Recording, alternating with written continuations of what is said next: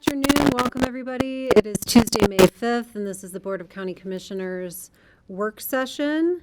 We have in the room here myself, I'm chairing today, and Patty Clapper, our other commissioner, and we have our admin support, making sure we keep going and keep everybody moving efficiently. So thanks, everyone.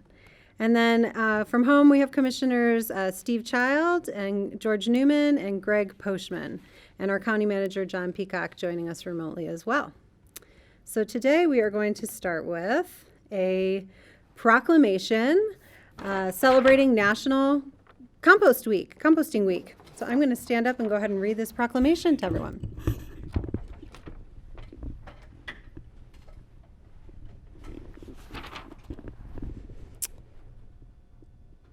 Okay, proclamation of the Board of County Commissioners of Pitkin County recognizing International Compost Awareness Week, which is May 3rd through 9th.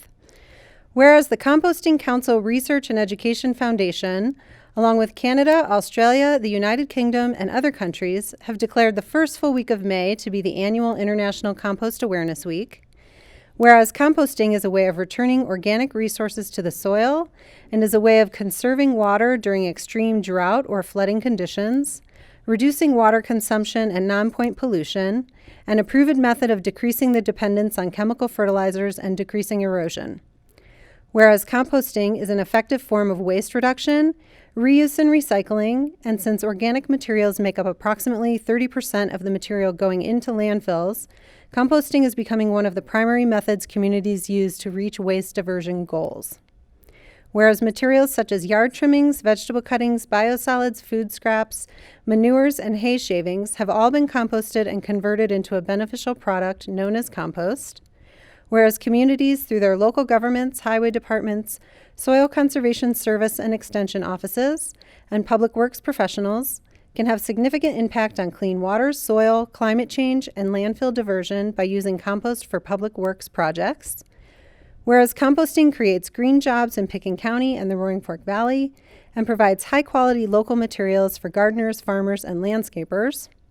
Whereas this year's international theme, Soil Loves Compost, highlights the connection between compost use and soil health.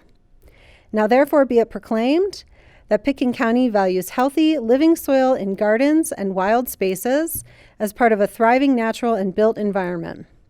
In a remote mountain location like Pitkin County, composting is an important way to keep nutrients local, enhance local food production, and reduce the carbon footprint of importing soil additives and food from far away. Okay. National Compost Week proclaimed. Just want to say thank you, Kelly. Thank you for reading that. That was lovely. Yeah, Liz, let's go ahead and bring you up on the screen and see if you have any comments as you are in charge of our compost programming out at the Solid Waste Center. It is a great honor to be able to work out here on our composting program. And I would just add as a quick summary, we've been composting about 12,000 to 13,000 tons every year for the past few years.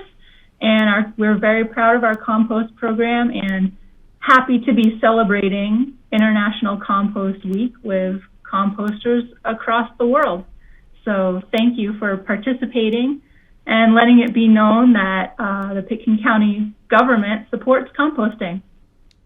Thank you so much, Liz. And we'll go ahead and just take a minute.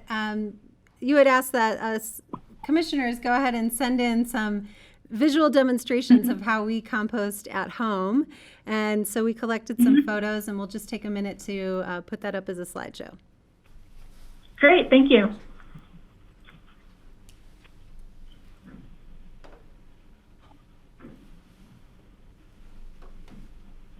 Okay. I think that's Who's Steve that? Child. That's Steve's. And the gardens that are coming up next are mine. They are total recycled products from the landfill. This topsoil, potting soil, and compost went in to make up all the soil in my 2 raised bed gardens. Great. And I'm going to send another picture in a month and show you what it really looks like when they get into full bloom. And I'll just note the picture we showed with my kids was to demonstrate the different size receptacles we use, the smallest being the trash bin at our house, and then in the middle is our recycling bin, and then I'm sitting on our compost bin. And if anyone, Steve, would you like to jump in and explain your photos? I'm not seeing what you are looking at Okay. on my screen. So one of them shows, I actually showed our food waste bucket that we keep under the sink. So all of our food waste goes into there, and then we take it out periodically to the compost pile. The other pile is the compost pile, and just today Devin turned the whole thing because we had all the rakings from the lawn and at the end of the winter, plus all our food scraps are in there, and then we'll add some cow manure into there also. So it's a pretty sizable pile. We've been composting for really decades because I used to compost, when we had a bunch of cattle, I would compost a lot of the manure, and we would have huge piles that we would build with the tractor, but now we have a more modest pile there in the yard. Great, thanks, Steve. And I'll go check in with Greg and George. Any comments you'd like to offer? I can't see the pictures, so I don't know if Pat got them. I sent some videos and I sent some photos. I've been working on, we have a similar sort of compost. We've got a bin under the sink, which we fill once or twice a day. It's amazing how much organic food waste we produce that we could divert to compost. So that was an eye-opener to see how much we actually produce, and it's a significant amount of our trash stream. I'm also doing a lot of brush mitigation. We're doing fire mitigation up here in Brush Creek. This whole hillside and this whole neighborhood is pretty much choked with scrub oak and sarvis and berry and chokecherry and all that. And so I'm trying to create a fire barrier around the house. And so we're grinding that up too. So it's going to be mixed with some of our compost as we put it down, and it helps suppress weeds too. So we're chipping a lot. We're going to be chipping a lot, as well as this brush cutting. But the compost goes to a bin down in our dumpster shed for the community, and that contributes to the stream at the landfill. And I think we're still a profit center. I'm so proud when we get to talk about how our compost operation actually makes money for the landfill, and it's a growing business. And I just love talking about that and hearing about it from Liz. Mm-hmm. Thanks, Greg. Liz, isn't there a program right now people can sign on to and they get a coupon for compost? There's a couple things going on. So there was a Evergreen Zero Waste, which is one of the main compost haulers in the valley. They were just doing their own sort of awareness program for their customers. And they actually purchased a lot of our bagged compost and resold it to their customers. And then as part of that, people who couldn't get their bag right away were getting a coupon for compost. But yeah, that was the only coupons that we gave away this year. I thought there was something you signed on to with the landfill. I thought Kathy Hall brought it to our attention. Oh, there was an idea at one point to start a program where people would bring in their compost and then they could fill their compost bucket up and take it away. That was an idea about 2 or 3 years ago, I believe, but I don't think it ever actually happened. There wasn't enough interest. Well, I'll see if I can follow up on it. Either she brought it to our attention, or maybe I had a dream about it and we should bring it to our attention. I don't remember exactly, but I'll look into it. Thanks, Liz. You do a great job out there. We really appreciate it. And George, I want to go ahead and check in with you if you have anything to comment. Thanks, Kelly. Just a question for Liz again. I know you have a new pledge program at the landfill, and by pledging to reduce, reuse, and recycle, you're able to get some potting soil. Is that available at this point, or what's the status? Yes, thank you for bringing that up, George. So that was through our Earth Day program that we did in partnership with ACES. People could go online and make that pledge. People could go online and make that pledge, and I'm not sure if all those people have picked up their compost yet. I bet most of them have not. It wasn't compost, it was potting soil, wasn't it?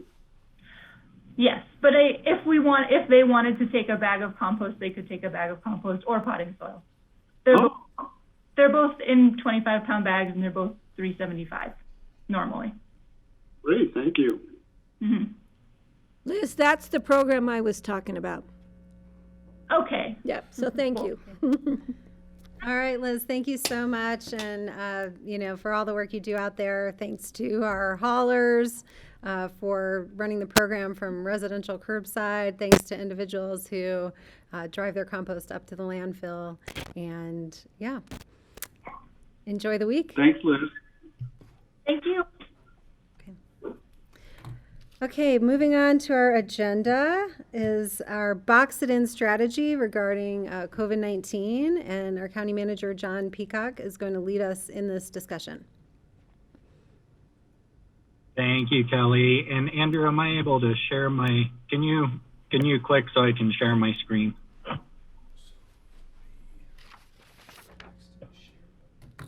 Just 1 second, John. We'll get you. Okay.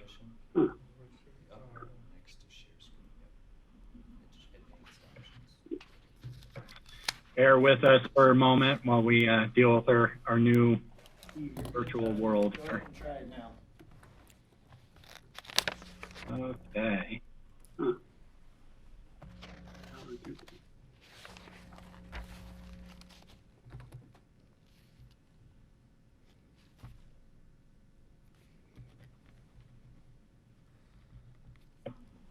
So you'll click the green share button and then select a window. Oh, here we go.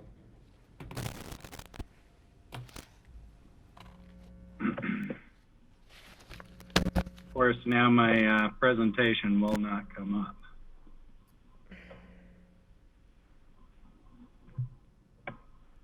There we go. Okay, are you seeing my screen? Yep, looks great, John. Okay, excellent. So we scheduled. We're not seeing it, John. I can see it. Oh, okay. You haven't started the slideshow yet. It's just the title page. Yeah, it should just be the title. Did that switch for you there, George? Yeah, thanks. Okay. So previous meetings, in our most recent Board of Health meeting, we've talked about the building the box really for boxing in the coronavirus. And so today we've set aside time to give you as the Board of Commissioners an update on where we stand in that strategy now, looking at resource gaps moving forward.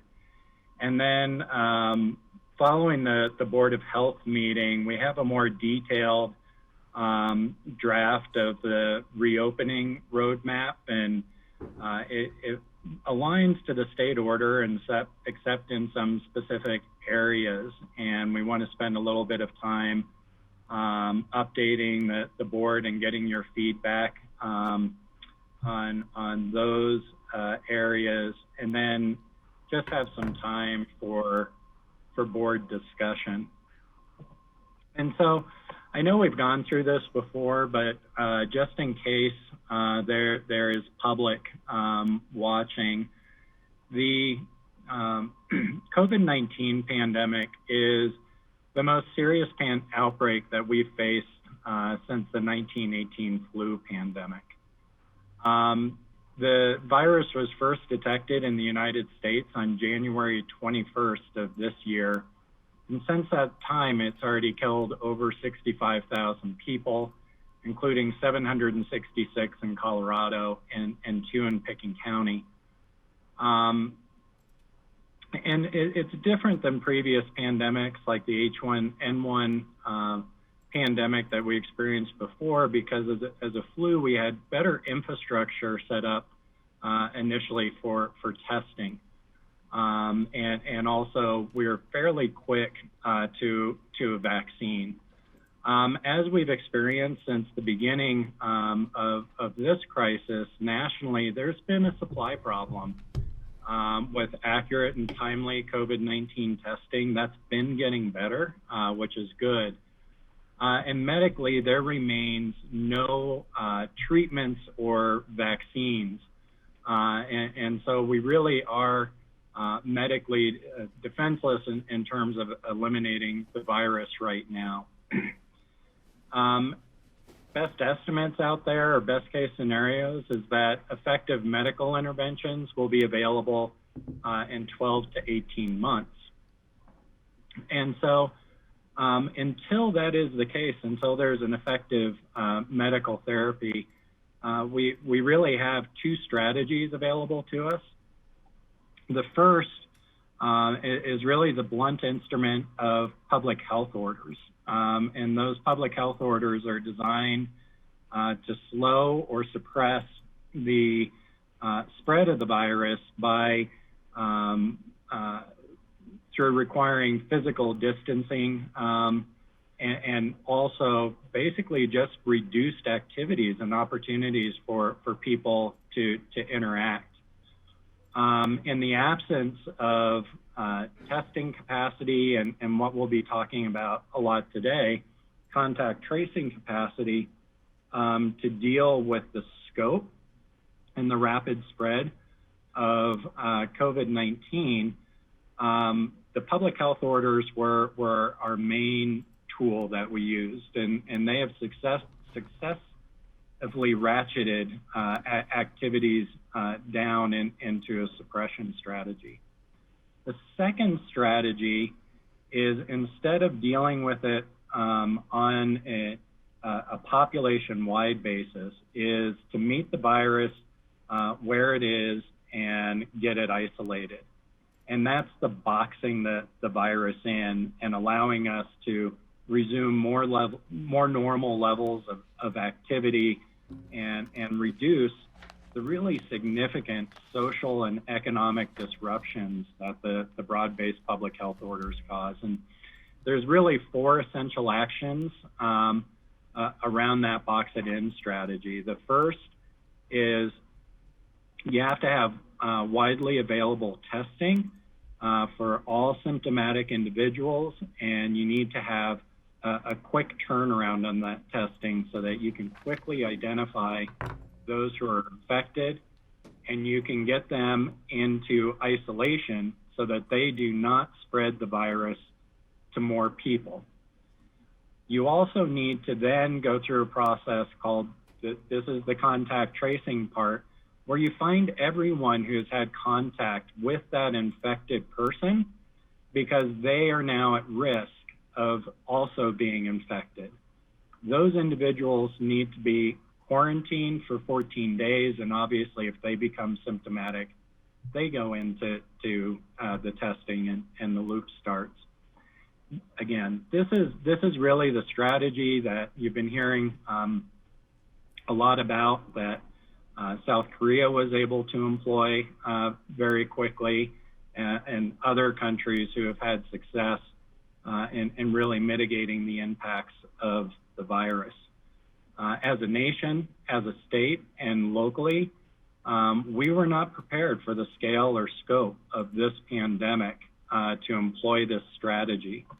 And so we've been using the time that the public health orders have been in place to build that capacity.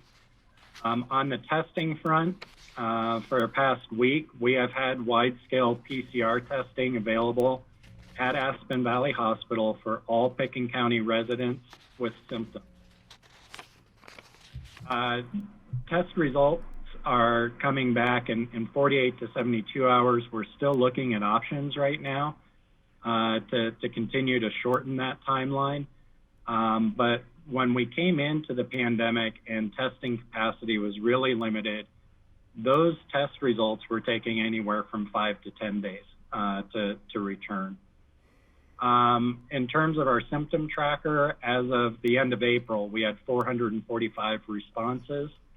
And we've acquired additional personal protective equipment capacity to cover the hospital for potential surge, which is one of the reasons that testing was really limited to those who had the most severe symptoms initially.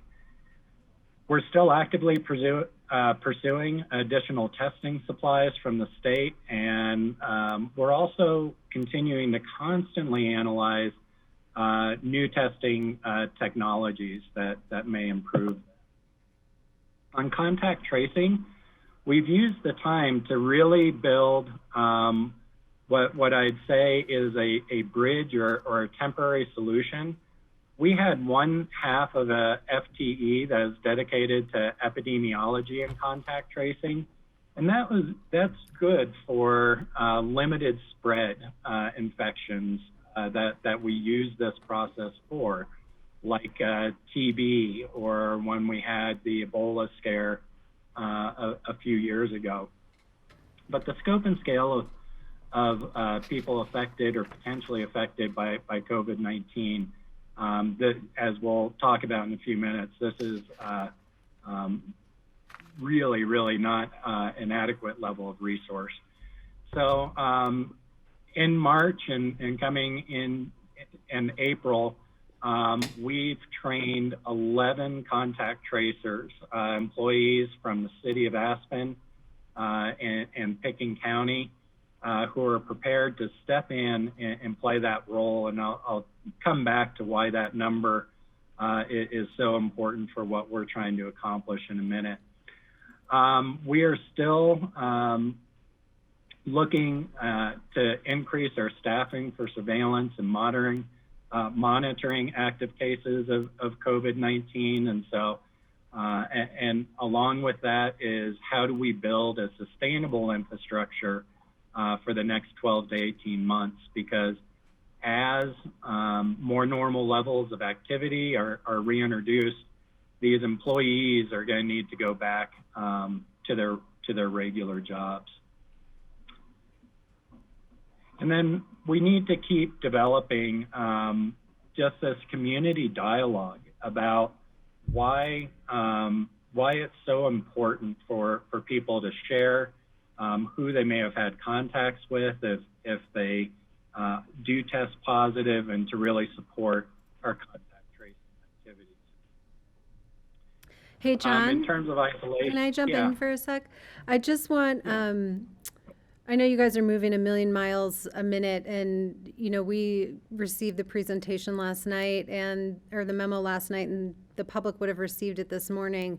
But I do just want to make sure we're going to have enough time to discuss all of the big topics. So I think our board has tuned into a lot of the Board of Health meetings. And, so I just want to recognize time, because we do have a full agenda, and I want to get to our time together to talk.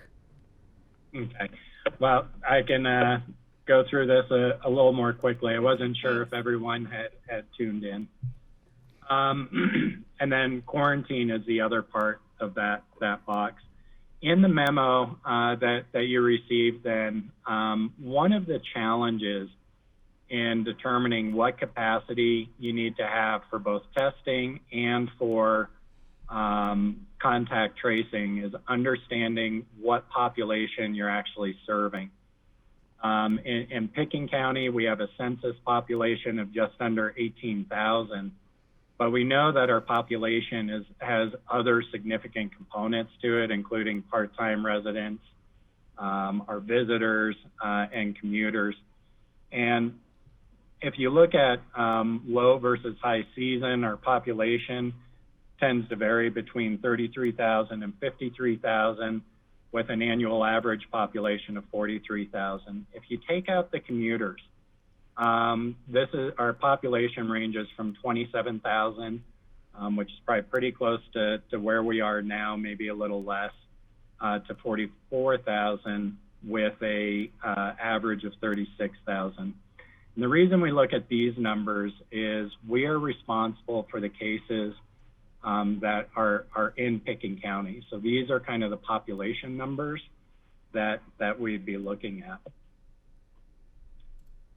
So in terms of testing, daily testing capacity, what you're looking at for a standard from, and this is from Harvard National Institute of Health, they have recommended that communities target a daily testing capacity of 150 tests per 100,000 population. And so you break down, if you're trying to serve various components of the population, that breaks down to being able to do somewhere between 50 or 60 tests a day, and you can see the number of tests by the different components. Of course, where we stand right now, you don't have overnight accommodations, you don't have quite as many commuters coming in. So you're going to be well below this 39,000. This 39,000 is 90% of our average daily population. That's what we've targeted our contact tracing and testing capacity to. Similarly, for contact tracers, the National Association of Local Public Health Officials has done research and issued recommendations. Those were included in the Johns Hopkins piece, Kelly, that was in the attached information of 30 contact tracers per 100,000. You can see how that breaks down. George, do you have a question you'd like to ask of John? I do. Thanks, Kelly. John, back to where you're looking at the population by seasons and trying to figure out the numbers to contact for tracers.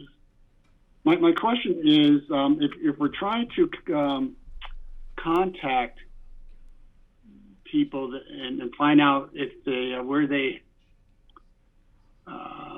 what am I trying to say? Where they've trying to trace it back to other people they may have come in contact with. You were using numbers that are somewhat elevated because of normal tourism folks coming in. How are we going to be able to trace someone that's coming in from out of town? I don't understand that. So, George, it would be if they came in, became symptomatic, and tested positive for COVID-19, then we would get them in isolation. So they're not out in the community with spread. No, I understand that, but part of the job of those people who are going to be contacting is then to follow up and try to trace where they may have, other people may have been in contact with the same person, correct? Yeah, so are you concerned about how we would contact trace folks where they came from? Right, because I think the numbers we're using is elevated with the premise that we're going to be contacting and tracing those people like we would do with our local population. Well, I think the Australians are a good example, George, of exactly what you're talking about, where we had 13 individuals and a cluster of visitors that did not live here, and then through contact tracing had contact with 56 other people. And so the real issue, George, is to identify the people that they've had contact with here. The population is based on us assuming that we're trying to get back to some more normal levels of economic activity. At 39,000, you're still way below this peak of 53,000, right? So I don't think it is necessarily inflated, because if you have guests here and somebody becomes symptomatic and tests positive, we're going to have to do contact tracing for everyone that they had contact with while they were here. All right, thanks for the clarification. Yeah. Patty has a question here. John, I mean, help me out with this, but you're saying that if we test 39,000 people, we're going to have 12 contact tracers. aren't we assuming then that all 39,000 people are going to test positive? I mean, are you giving us the worst popular case No. scenario? No, that would be a lot more people, Patty, to contact trace for 39,000. So this assumes that roughly you have a 7 to 8% positive test. So what have we had so far? We had 1 out of 50 a week ago, right? Yeah. Well, we've got 51 positives. But last week we Right. tested 50 people at the hospital. Am I wrong on that? Oh yeah, our numbers are down, but the assumption is, Patty, that as you introduce more activity and people come in, you're going to hit a higher rate of infection.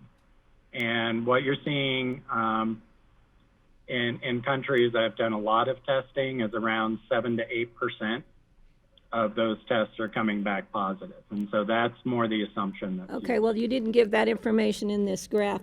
So my question is, though, yeah, we're going to see a spike. We know that. We know when you reintroduce construction or retail and more people are coming and going, moving through the valley. Yeah, I think we all accept we're going to see some level of spike.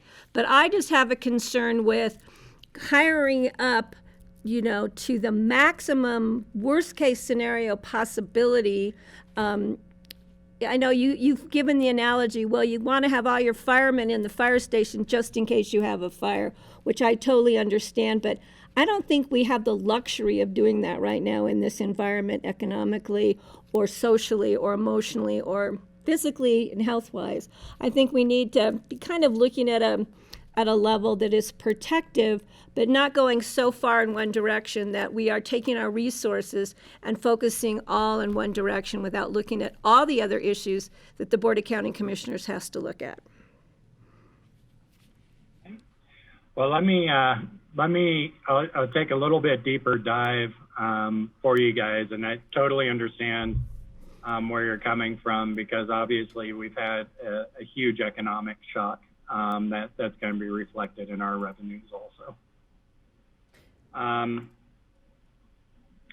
jump ahead in the interest of time. And Patty, this is probably getting to some of your concerns now.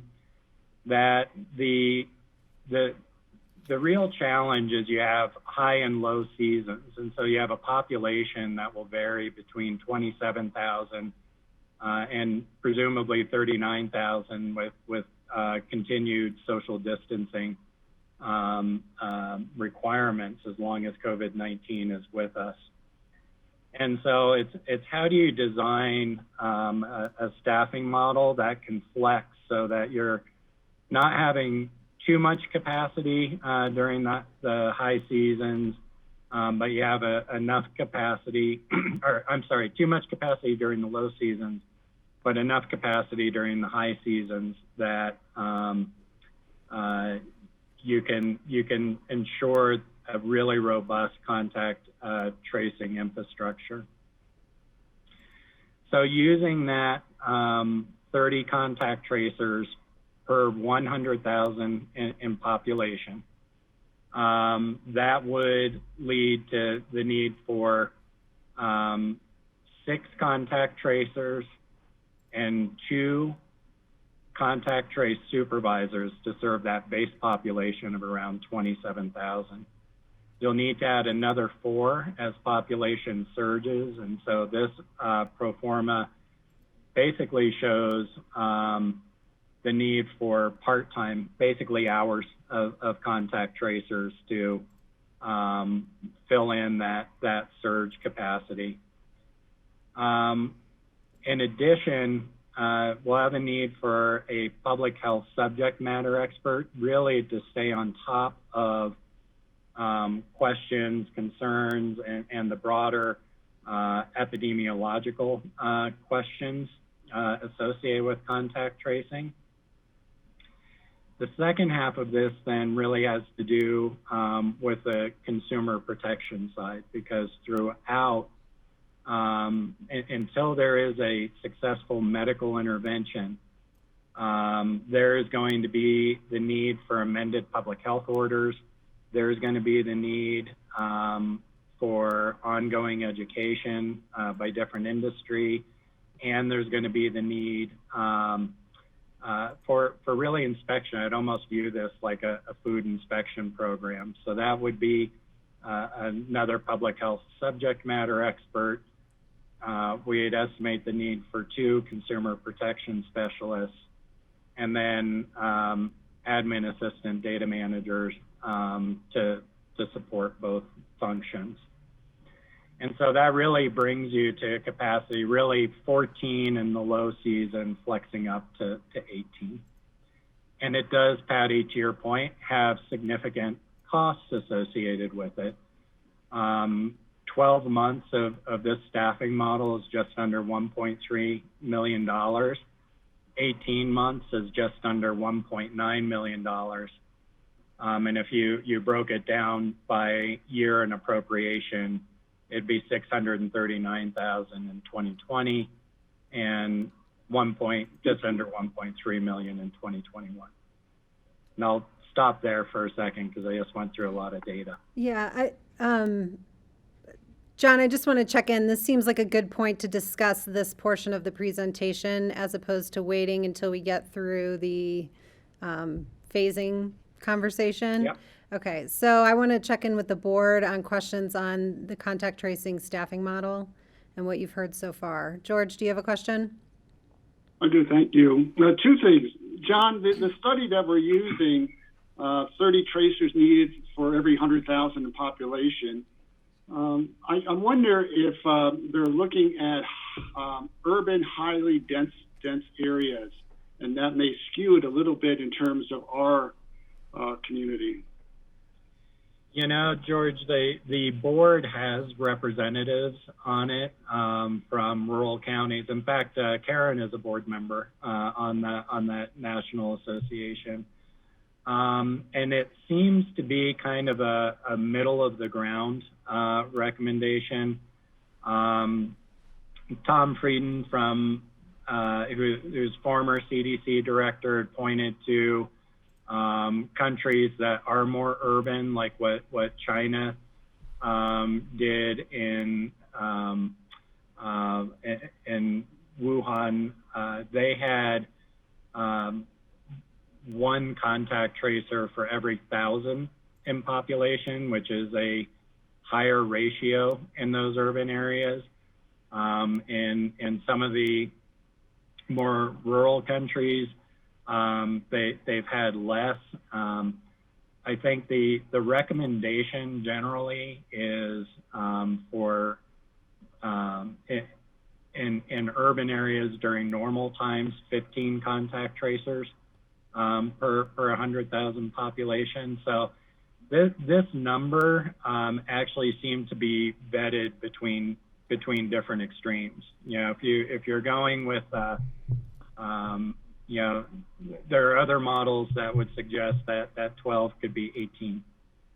Okay, and then one other question, because as you talk further on in the presentation, when you talk about the phasing, I'm assuming that the contact tracers, the number of people that we need, perhaps could be phased in depending on how we're seeing the our community being responding.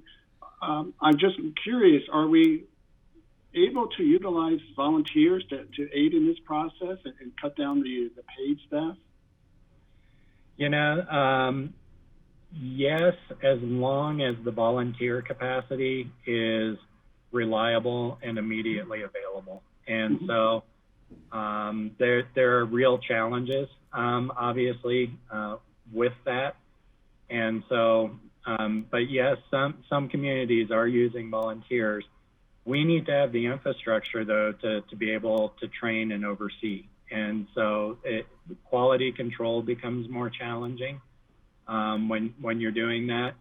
And if you want to really reopen significant portions of our economy, we have got to do this contact tracing well, or we'll be ratcheting back down. So that'd be the challenge with volunteers.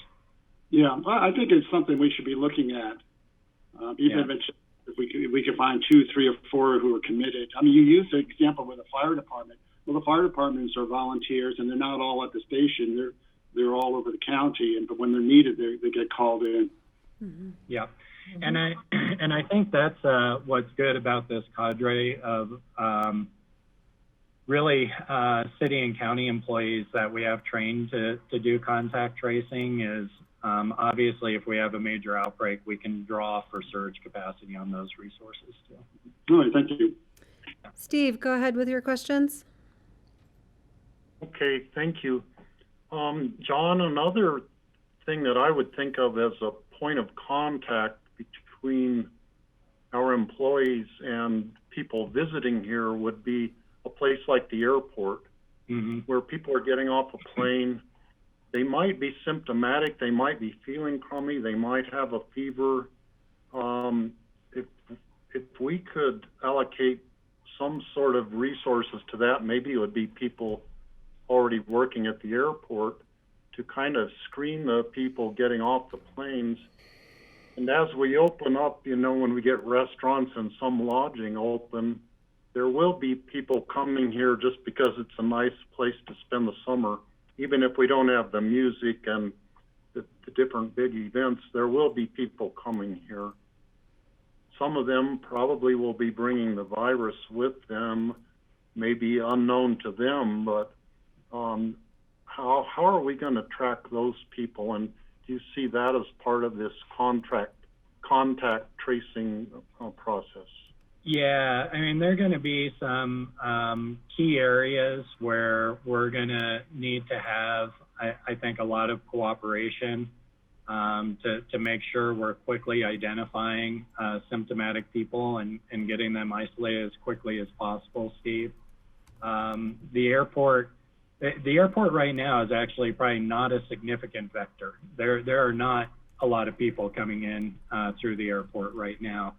But I think you're right. Looking forward, our hope would be for our community to return, probably not to normal levels of activity. That's probably going to be a while, but more normal or sustainable levels of activity. And the airport is absolutely an area where we're going to need to figure out those processes. I know that is on our work plan. I won't tell you that we've got that nailed down yet. In terms of how we're going to do that, but that's certainly one of the major entry points where you can catch people, and then lodging, frankly, is another area where you can typically catch visitors who are symptomatic. So we'll need the cooperation in both of those industries.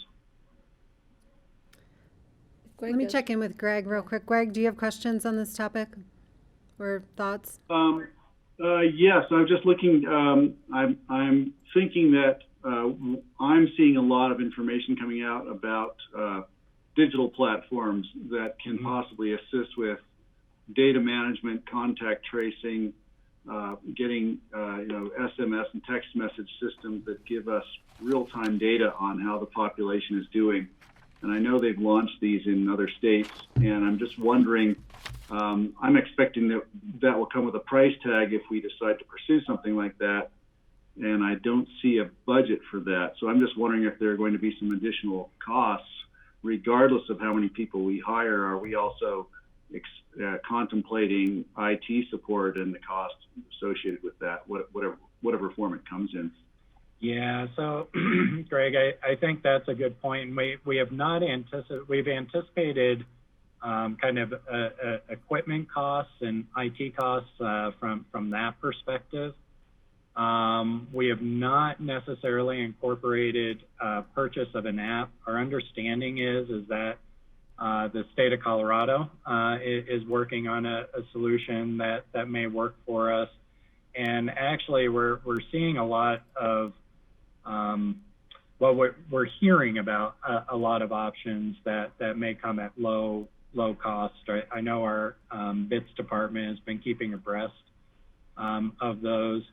And as we have our teams built out to the degree that we can use technology to make this a more effective process and certainly a more efficient process, we will. I think it's like the early days of this, that there's a whole lot of options out there right now. We need a little time to vet them. Right, and the making it more efficient and more effective may not necessarily make it less expensive either. We understand, and when you're in a rush, everything costs more. Yeah. But it's good to know Colorado's working on it's good to know BITS is working on that, because I anticipate that coming down the road. Yeah, and I just note the contact tracing itself is still technology. I think can help quite a bit. It is still a pretty people-intensive activity, because there is, not just, there's a lot of conversations that need to happen and check-ins on a regular basis to ensure people are staying in isolation, to ensure people have the supports they need. People who get this virus are going to find themselves in very different circumstances, with very different needs in order to accomplish isolation and quarantine. And those are types of things that apps don't do. They're usually good at maybe helping you find what the contacts are. They're not good at the real work of managing it, which is really what keeps the virus from spreading. And that's what makes it such a people-intensive activity. Right. Okay, I'll go to Patty in the room. Yeah, Questions? John, I really appreciate the fact that, that's what we depend on in the county government, because we have such great staff, is people stepping up to the plate. So you and I have talked about this briefly before and didn't quite see eye to eye on it, but I think we need to look internally. If we've already trained people within the city and county, and I know the thing has been, well, when we open up the city and county governments again, all those people are going to have to go back to work in their departments. But I think we need to look at that seriously.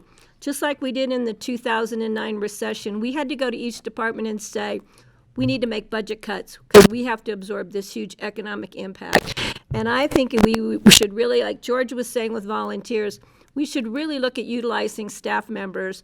And I know that maybe that week or that day or those couple days that week, that department might be short that person.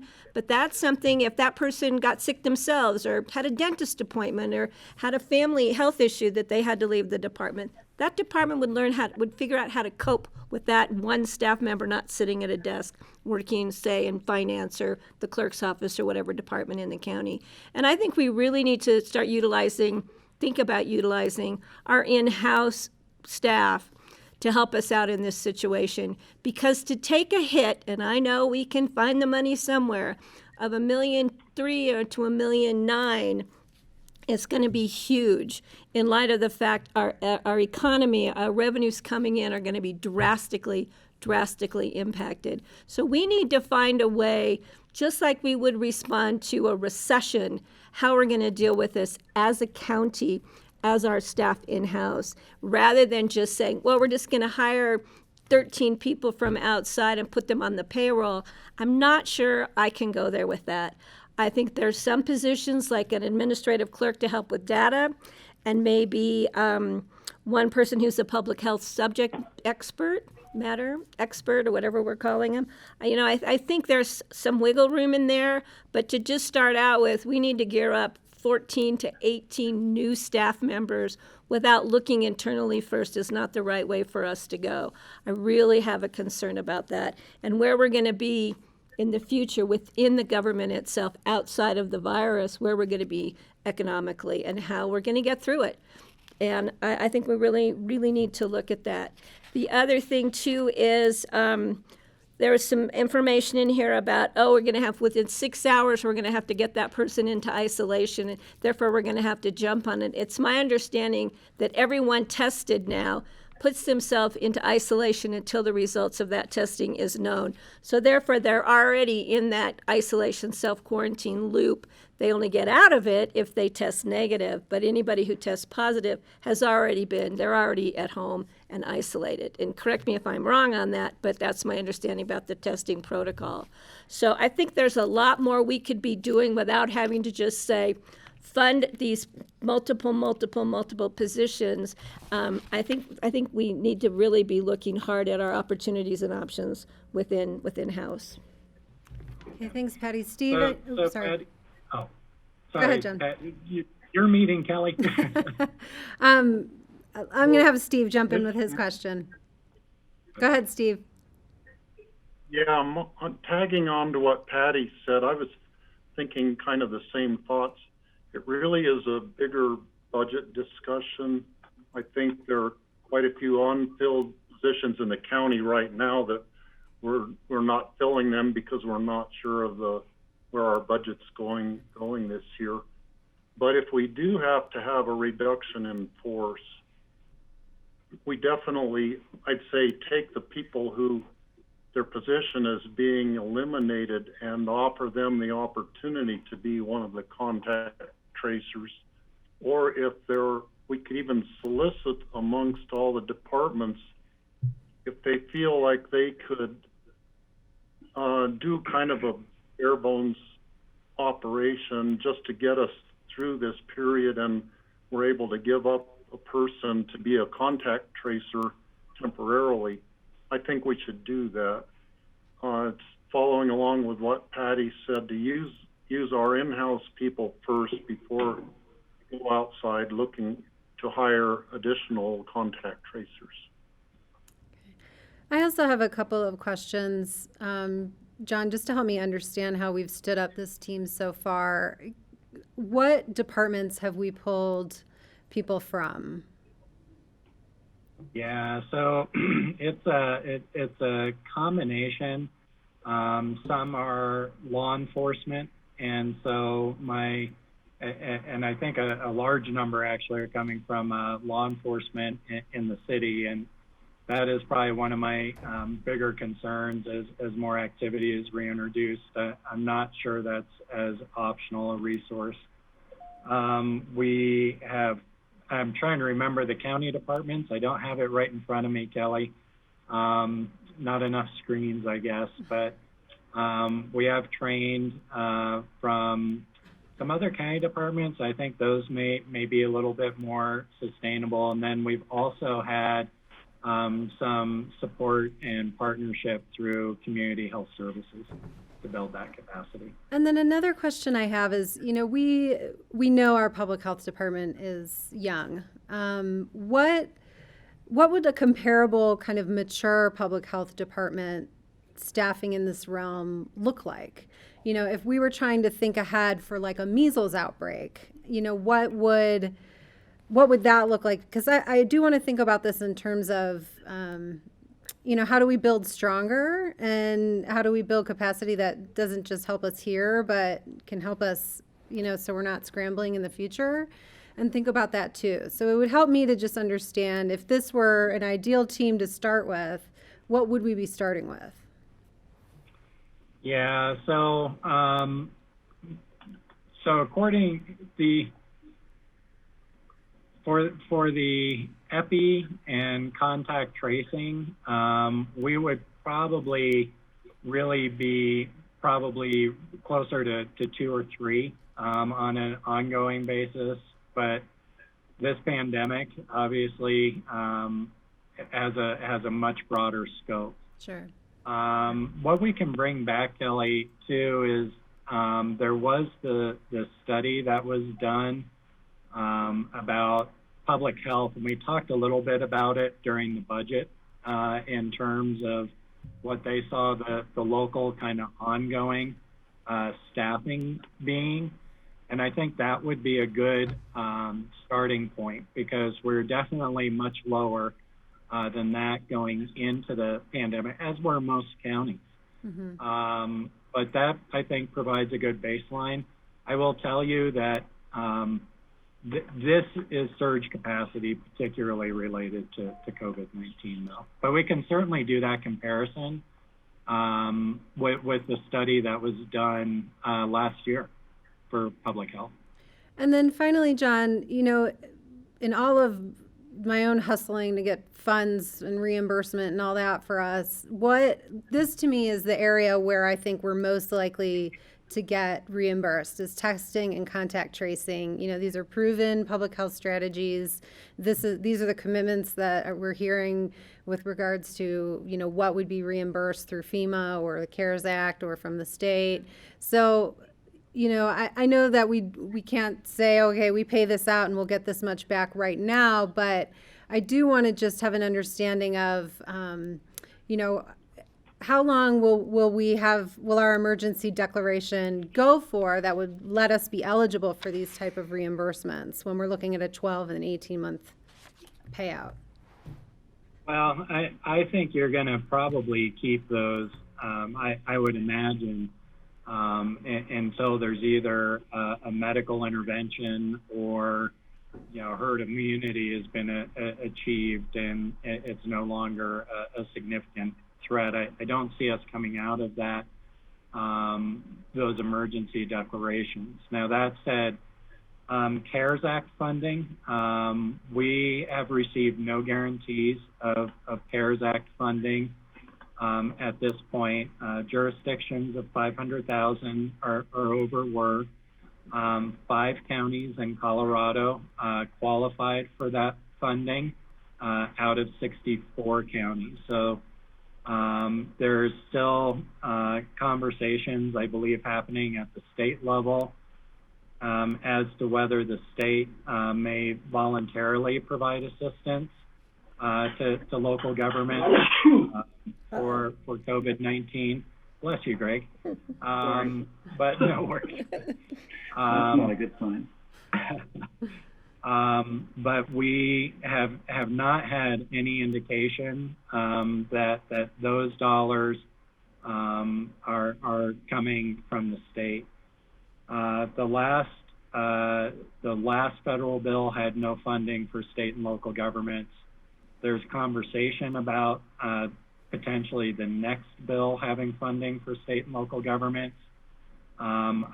Frankly, my understanding is the politics of it are such that there's a concern that if funding is provided to state and local governments, it may encourage public health orders to be in place longer rather than building the infrastructure to actually reopen safely. And so those are all the kinds of conversations that are going on. In terms of the FEMA reimbursements, that's not cut and dry either. You get what's called 75-25 money. 75% of eligible costs can be reimbursed through FEMA. The difficulty that local jurisdictions are going to have in this event is when did you go from actually responding to the event and into recovery, and will they view these positions as a temporary ad that qualifies for that reimbursement, which we of course hope they would, but that is not guaranteed, or will they look at it as a local resource that needs to be there on an ongoing basis. And so in talking to Ann Driggers, there's a possibility all or some of this may be eligible for FEMA reimbursement in the back, but it is not clear cut. I think the other thing that we need to consider is that every state for the first time in our history has an approved disaster declaration, and every state is incurring these costs. And my sense is FEMA will need to narrow their scope of what's eligible for reimbursement in order for it to be affordable. Okay, thanks. Kelly, let me just tag on Yeah, real Patty, quick. go ahead. John, that was the specific things I just spoke with Senator Bennett about last week, was really emphasizing the need to really be looking at FEMA and FEMA reimbursement, especially for those communities, rural communities, who are being left out of the general funding scope. Michael Bennett's office, Senator Bennett has been on top of this from the get-go, looking out for small rural communities around the country, and of course in Colorado at the forefront, but he's getting a lot of support from other senators and congresspersons. I think that's a direction we need to just stay in touch with Senator Bennett's office to see how we can clarify and move that forward. And I know we have to understand and take into consideration we might not get these monies, but we need to be a little more proactive and I think really work on getting these monies to reimburse us and really work on taking action with our state and local representatives to say these are the issues coming down, and I think we need to have a stronger voice in doing so, or we might as well just step aside and let the money go elsewhere. So I think that's something we should be taking on. We can do that as the Board of County Commissioners because we have those connections. We just need support from staff to help us do so. And I can talk about in open discussion sort of movement on that front. Because I've been having lots of conversations, as have our county representative groups too. Perfect. Yeah. So we do have a lot more to discuss that's pretty meaty in the next 40 minutes. And so any closing thoughts, commissioners, from this? John, do you feel like, I would like to hear what departments we're pulling from. I do think we need to think, like Patty is saying, about what are the alternates that we can, do we need to close something down internally to be able to staff this up? That we need alternate ideas besides just hiring out for 18 people. So if I could feed back what I think I'm hearing in terms of concern is that there's understanding of the need for the surge capacity to do the contact tracing, the consumer report. I think the concern that I'm hearing is the how. You'd like to see a different, an alternative brought back that may be more financially sustainable in how we get here. Is that a fair summary of what I'm hearing? Yeah, and I think it's also where some of these staff people can be coming from. And the other thing is the numbers. I mean, I'm not necessarily comfortable with, I just so you know, let me just be really clear. I more than appreciate the job that Public Health and the Board of Health do. Their job is to protect public health, first and foremost, which I think we all are very supportive of. The job of the county commissioners is to protect the county as a whole, in its entirety, from every aspect. And so we have to look at that bigger, broader picture. So when we are making these decisions to support public health, we have to keep the rest of the county in mind as we move forward. And I think that's critical. That's the job that we were elected to do. And I think, again, we were elected to be the leaders in that, not necessarily the followers in that. And I think for us to get more information, we'd be able to lead in better direction. Okay, everyone good? Greg, did you have a question? Go ahead, or comment? Quick comment. I agree, and I think Johnny sums it up well. I do think that we've done a great job flattening the curve so far. The community realizes it. We appreciate it. But we also are told that we should anticipate a surge that could be bigger coming in the fall or later in the summer. But we have bought ourselves some time to really drill down on this and spend some time with it. So I'm comfortable moving forward, examining this, looking at where the staff, where the money is going to come from, but I know we have a little bit of time. And so I'd like to encourage everybody to take a breath. Let's keep examining this, and we know we've got perhaps a couple of months to sort this out.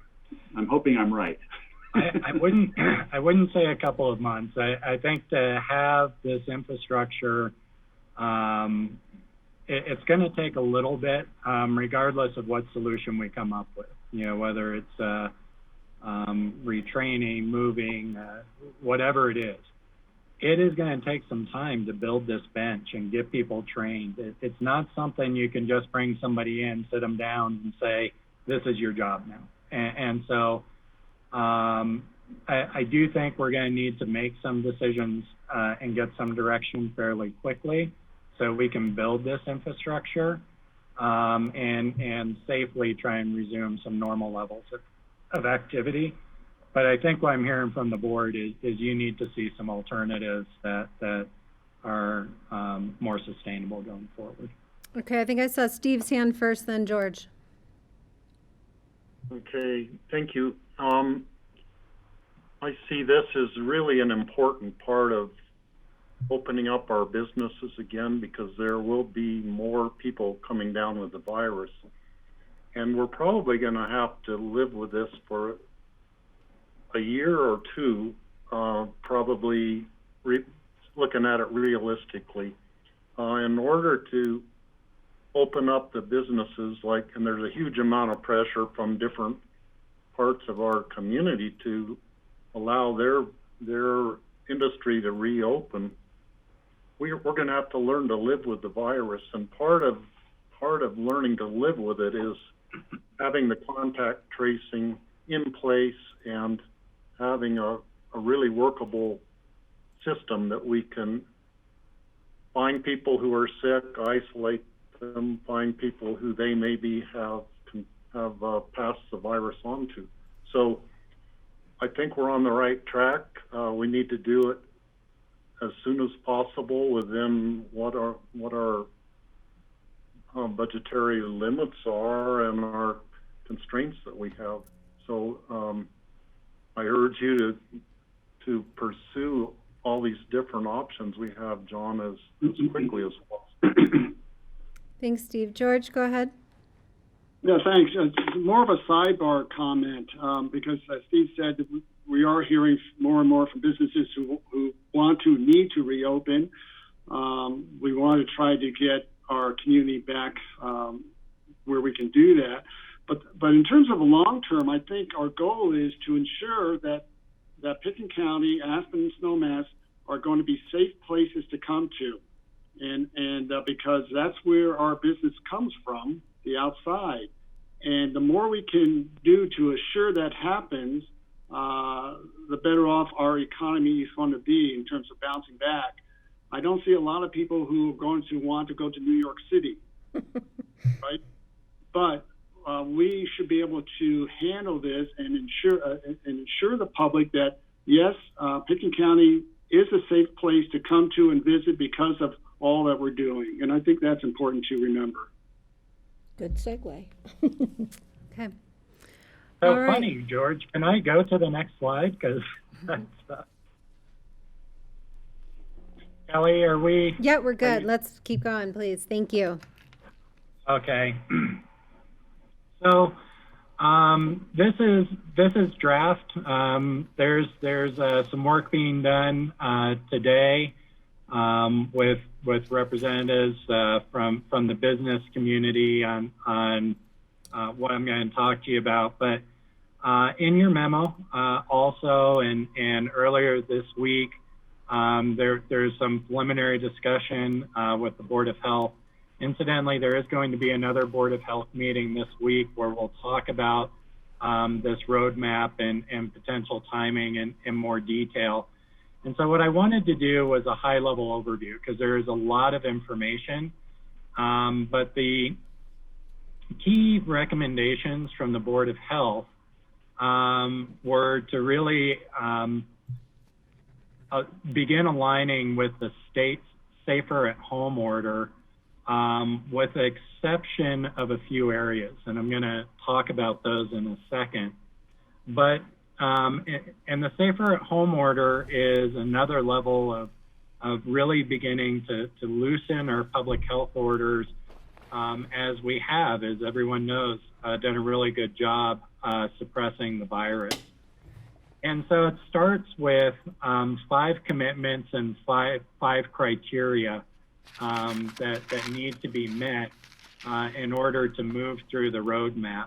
And the commitments are the individual ones that really we've been talking about a lot. None of these should be a surprise now. Keeping your distance, washing your hands, face coverings, stay at home when sick, and if you're symptomatic, we'll seek testing immediately and self-report if symptoms are experienced. In terms of the criteria that will have metrics, measurements really built around, Pitkin County sees a sustained decrease in the number of COVID-19 cases. That's 14 days is what we're looking for. Hospitals continue to be able to treat patients without resorting to crisis standards. Testing can be and is performed for all people with symptoms. It's really important that we start to actively do some outreach to portions of our community that may be a little underserved or not accessing testing as it is now.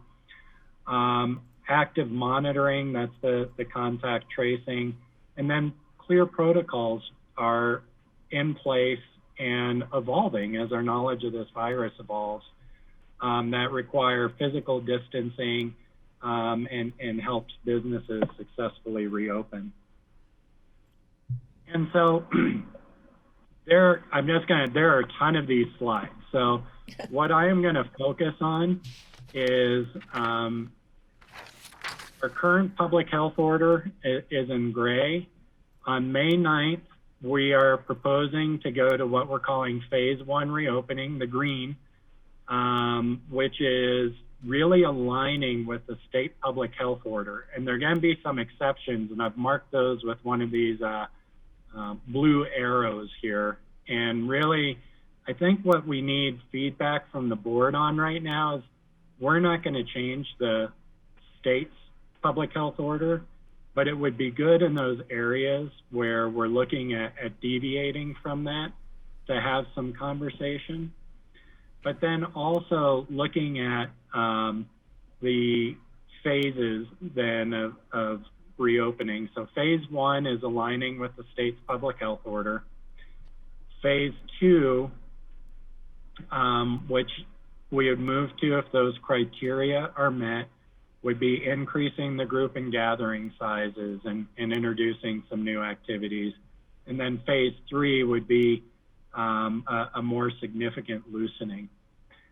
And so in terms of our next public health order, one area where the proposed Pitkin County public health order that is discussed at the Board of Health has to do with face coverings. They are recommended in the current Pitkin County order. They're also recommended in the state order. In the phase 1 reopening, they'd be required in all public buildings and businesses, and outside if you're within 6 feet of others for longer than 10 minutes. And those others would obviously be those outside of your family group. This aligns right now with what most of our municipalities, I think Snowmass is considering theirs tonight, are doing with masks. And I can just go through all the differences, Kelly, if that would. It'll take the whole 40 minutes we have left. Mm-hmm. Okay, let's just check in. Does anyone have any thoughts on face masks right now? That's sort of Steve? So, John, just to get it straight, the state is just recommending, not requiring, and that's the difference, that we would require the face mask? That's correct. Okay. The state is requiring stricter than the state in this case. Okay. Okay, Greg, go ahead. I was going to say that I think we should really be working to get in line with the state to make things easier for everyone as much as we can. But with our municipalities being more stringent regarding the required masks, I feel obligated to go with them. I think that makes the most sense. We need to make mask wearing something people just do as a matter of course. And you know, hopefully people will feel awkward not having a mask rather than wearing one once you get past wearing one. So I guess I'm going to go along with this because the municipalities are. If we see a relaxation on their part, I think as a group in our valley, we should try to remain together in our position. That said, you know, any deviation from the state just causes a lot of confusion, as we all know. So I certainly want to move back toward being aligned with them as best we can. I'm going to jump in here that, you know, I'm not sure about that, Greg, actually, because, you know, the state is not even following some of the CDC guidance as far as looking at a 14-day reduction in cases before they're starting to unwind. So, you know, I do think we really need to retain autonomy and thoughtfulness about this, you know, and I'll just leave it at that. I do have a question for John. Just when we're reading this table, I'm not sure how to interpret continued guidance. You know, is that something that still needs to be worked out? You know, I would think we would want to kind of set the expectation for behavior as soon as we can, so people can start to think, what is next ski season going to look like?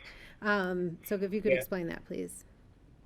Yeah, so Kelly, you've got it right. We're working right now on COVID business safety plans by sector. So that's being discussed for retail, actually, I believe right now, with ACRA and a number of businesses. We'll be looking at lodging, we'll be looking at outdoor rec. What we believe will happen is that each one of these phases, that guidance will continue to evolve. And so right now we're working on the phase 1 guidance. We will start on phase 2 guidance. One thing that everyone needs to keep in mind is we didn't even detect this virus in the US until January.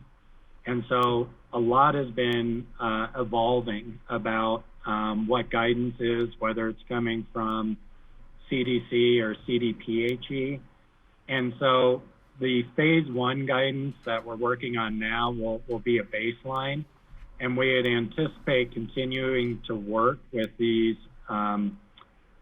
sectors to amend and change that guidance, either with new knowledge or new levels of activity. So we are not going to have it all lined out for phases 1, 2, and 3 right away. George, you had a question?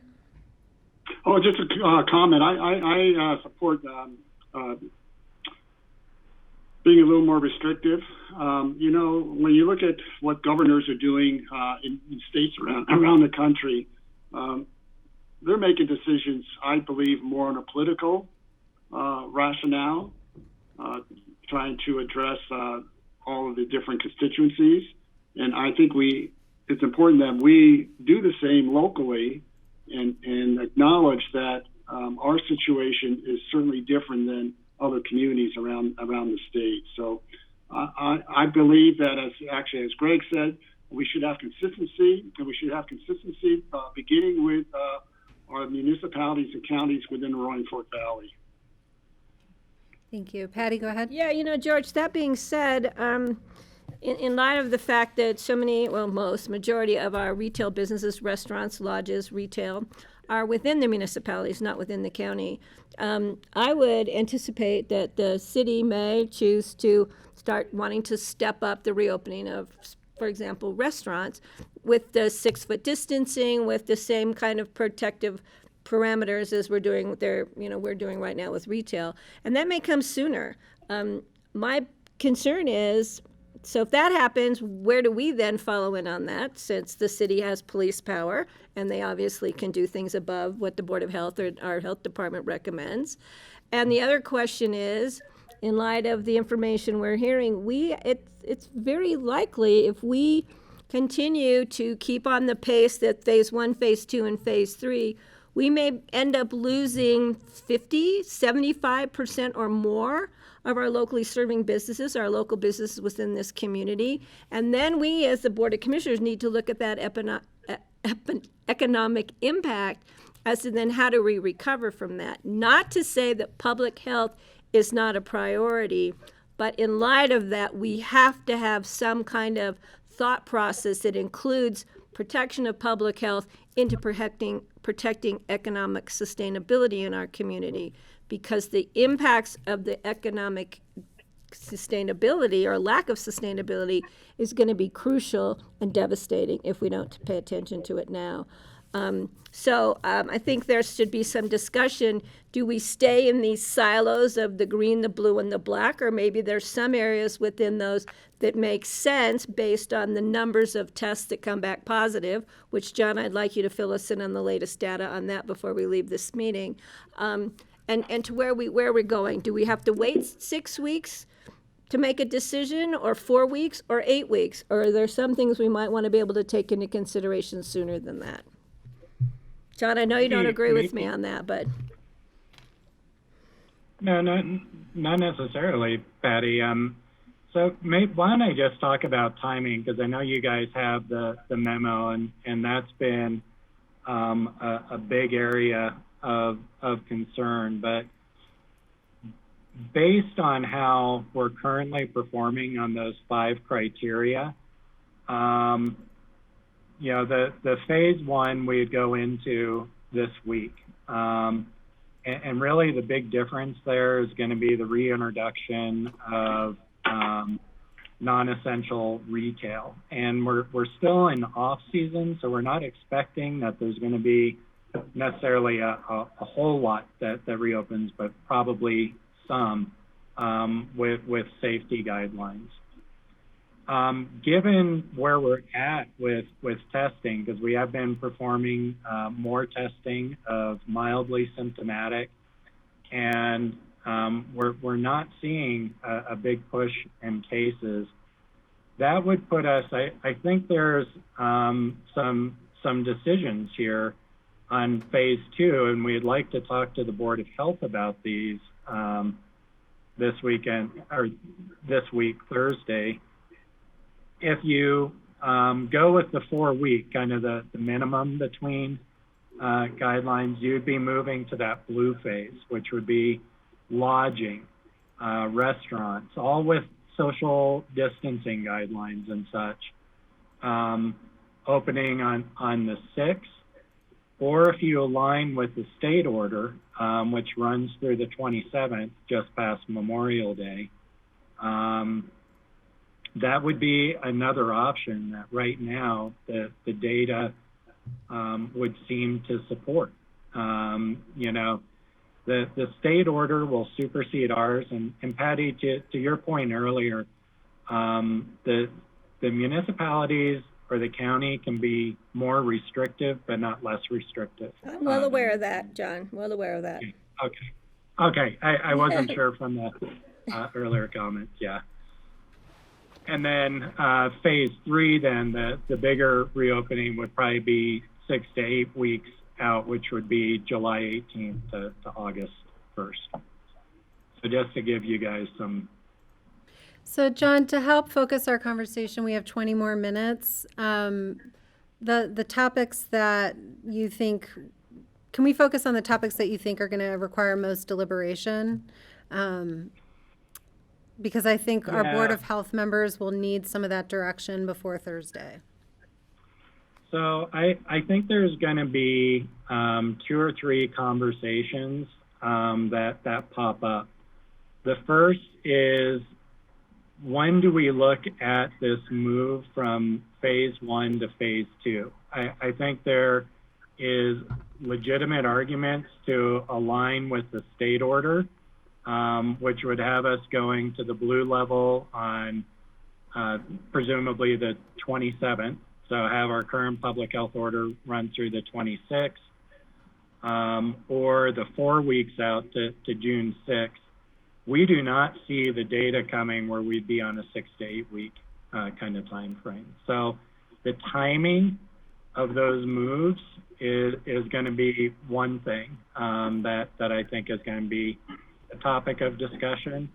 The other is going to be the quarantine question for second homeowners coming back, non-resident homeowners quarantining for 14 days. I do think there's going to be a discussion that if we are anticipating having a certain population of second homeowners in our contact tracing capacity and testing capacity, which we are, does it make sense to keep this quarantine requirement or to treat them like we would a resident, and with the expectation that they be tested if symptomatic, and then go into the isolation quarantine.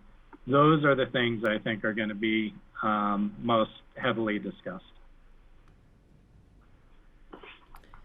Okay, comments on those topics from the board? Greg? You know, as you all know, we're getting a lot of comment from the restaurant community, the lodging community. There's been a lot of confusion. So many dates have been bounced around regarding openings that I think they're all, you know, we really have to make an effort to be clear with whatever we end up with regarding dates. I would certainly support looking at going a little earlier, the 27th of May, but I also would like to do it with some real interaction with the restaurant community and our public health department, so we can look at what they're thinking. We've had some great suggestions come in from the community on how they could work, the protocols. I want to see interaction between, and I know we've got a busy staff, but this is important to get this right. If we collapse our economy any further, it's going to be tragic. So I would like to see us take the chance and move it up to the May 27th with restrictions and, I'm going to say, scrutiny, looking at the way the restaurants are opening, or, you know, getting ready to open.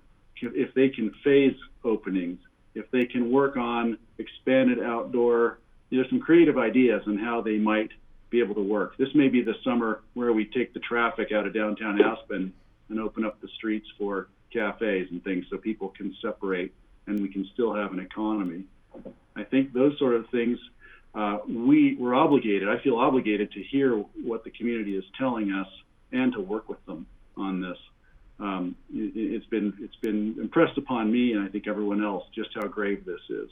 And I think we're doing a good job so far, and this is an opportunity to really understand what the possibilities are.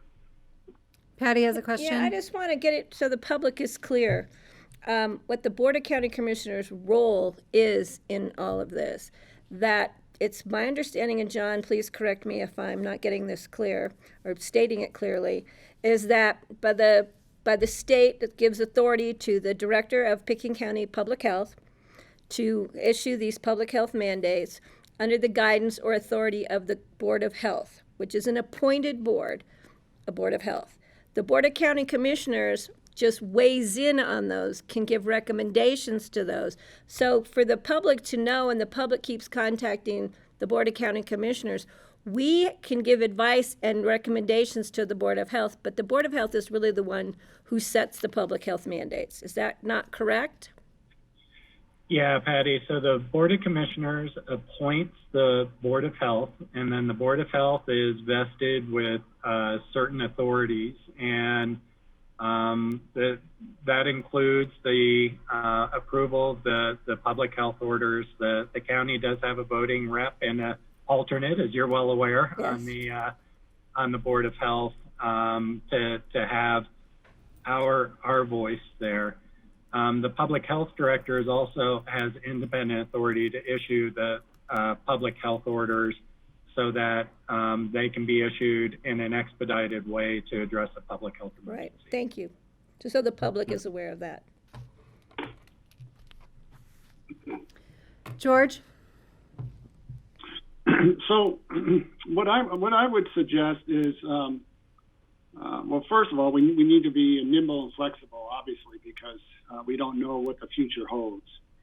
And if we know we're starting phase one on May 9th, which is coming right up, which is great, I think that if we wait after that opens up 10, 12, 14 days max, with 14 days would bring us to May 23rd, we'd have a lot more information, and then we could still have the Board of Health make a decision whether to open up earlier or hold it to June 6th. And I understand that businesses will need some advanced planning time as well to try to prepare for an opening. So I think there's some flexibility in there without actually putting a hard date on right now, but knowing that we've got some leeway if we want to see if there's going to be a surge in the next 2 weeks after we open up some more businesses on May 9th. So that's one point, and then I'll just finish up. In terms of the second homeowners, same thing. We know our second homeowners are coming from around the country. They're coming from urban areas. They're coming from Florida, New York, and Chicago. And so I think, as was stated earlier, point of entries, if we can capture as many people as we can at the port of entries, which is our airport, perhaps, and through the property management companies who are handling their condos or their homes, we could do some quick testing if they're symptomatic, and then require a quarantine. But again, we need to try to, I think, stay a little flexible, but have the ability to be able to enforce and quarantine if that's necessary. George, can I just, because what I heard there is kind of the same requirements that residents would be under, which is if they're symptomatic, test and, isolate if they're positive. Right. And this is just going to be for second homeowners, because we have this whole other issue with lodges and with campgrounds, and that's a whole nother Airbnbs. So we're just focusing on second homeowners who typically spend perhaps more than 30 days here. Mm-hmm. Steve, go ahead.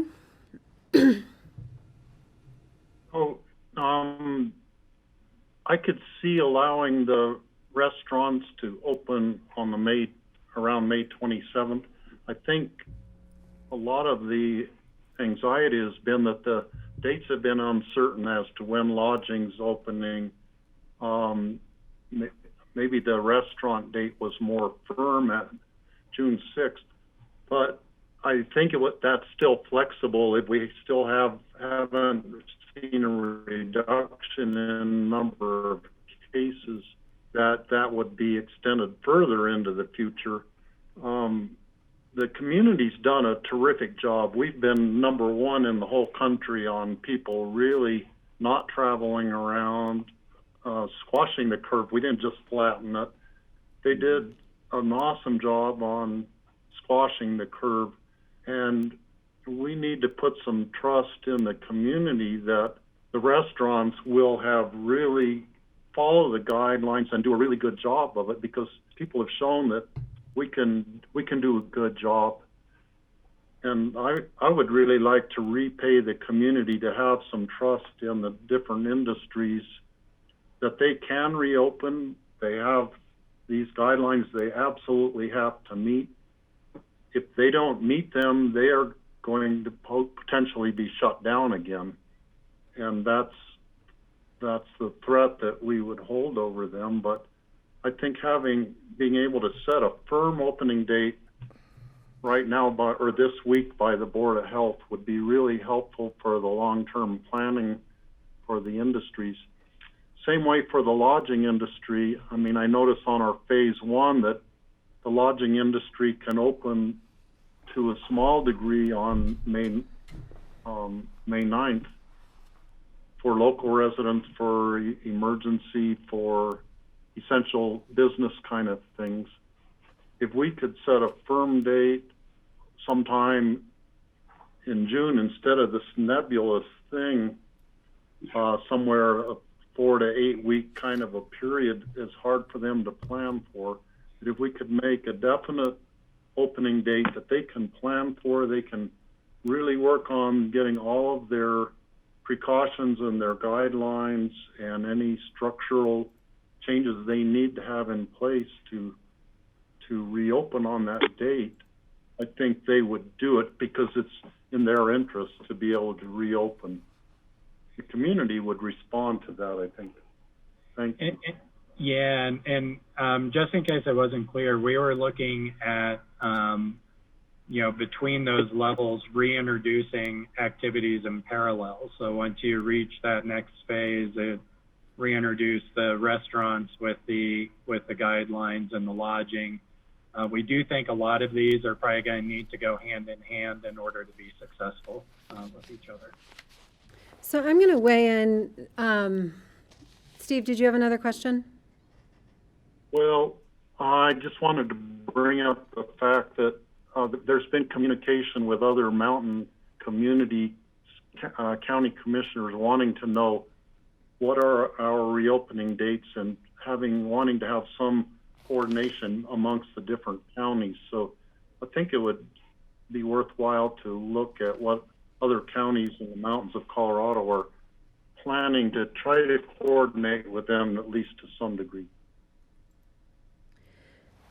So, I don't know. I'm going to take a different tact, I think, from what I'm hearing, because, when we're talking about earlier opening date, we're fundamentally undermining the recommendation to allow a minimum 4-week period to assess what is happening. And, I think we need to think about how the virus behaves and what we don't know about the virus as well. For example, are we going to have more asymptomatic people in the summertime because of the virtue of it being summer and the way viruses act differently in the summer? And, will onset of symptoms happen later in the 2-week, the 14 days? And so if we're only looking at the 2 weeks from change to change, or only 3 weeks from change to change, are we really going to be able to assess whether we continue to have a 14-day decrease in cases? So, I think we need to say whether, yes, we want to fundamentally undermine that recommendation or not. And I'm struggling with that. I also, don't necessarily think the activities in each phase are comparable to one another. Looking at how we might open, child cares here is going to behave and respond differently than how we open retail and restaurants, restaurants where it's going to be more difficult to keep people in farther proximity, et cetera. We're also opening that not just to our county, but, now we're saying we can travel within the Roaring Fork Valley and inviting people in from down valley. So this is when our population numbers really do start to go up, and our opportunities for bringing the virus in from outside are going to start. And so closing the time periods that we have to measure what's happening, I think might set us up to have to ratchet back down and strengthen things back down again. And what I don't think we've done is had the conversation to figure out, can we do both? Can we protect public health really well by following this recommendation that we've heard about the 4 to 8 week periods? And can we help try to mitigate the the fallout from that? Like, is there ways that we can work with our economic community, our business community, to find more creative solutions or find ways to bridge their losses while still protecting our public health? And I don't think we've done that necessarily as a board. We had that conversation last week to throw around ideas that were pursued in the past in the recession. But we're opening up we're talking about opening up before we've had the full conversation about, what can we do to help people stay solvent without jeopardizing public health. So, that's where I'm at. I'm a little uncomfortable with the notion of not following the recommendation that public health has given us. So I'll say that. We have 4 minutes. So that's that's my input for our Board of Health appointees. Well, let me jump in on that, though. Yeah. As I think within that 4-week period of time, if somebody will give us the numbers of how many tests we've done and what the positives are, because I don't know where we stand today versus where we stood a couple days ago. I'm assuming we've had more test results come in.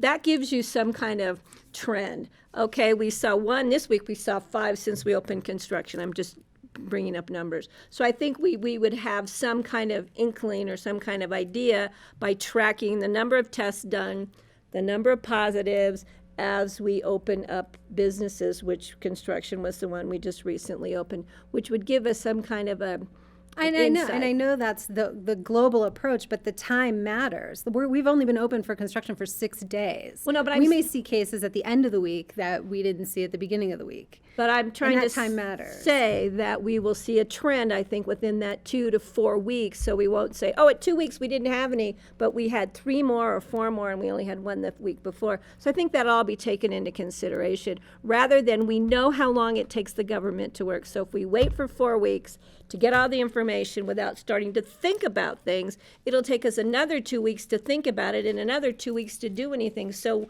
we're already out to 6 to 8 weeks. And by then, we're going to have even further collapse in the economy.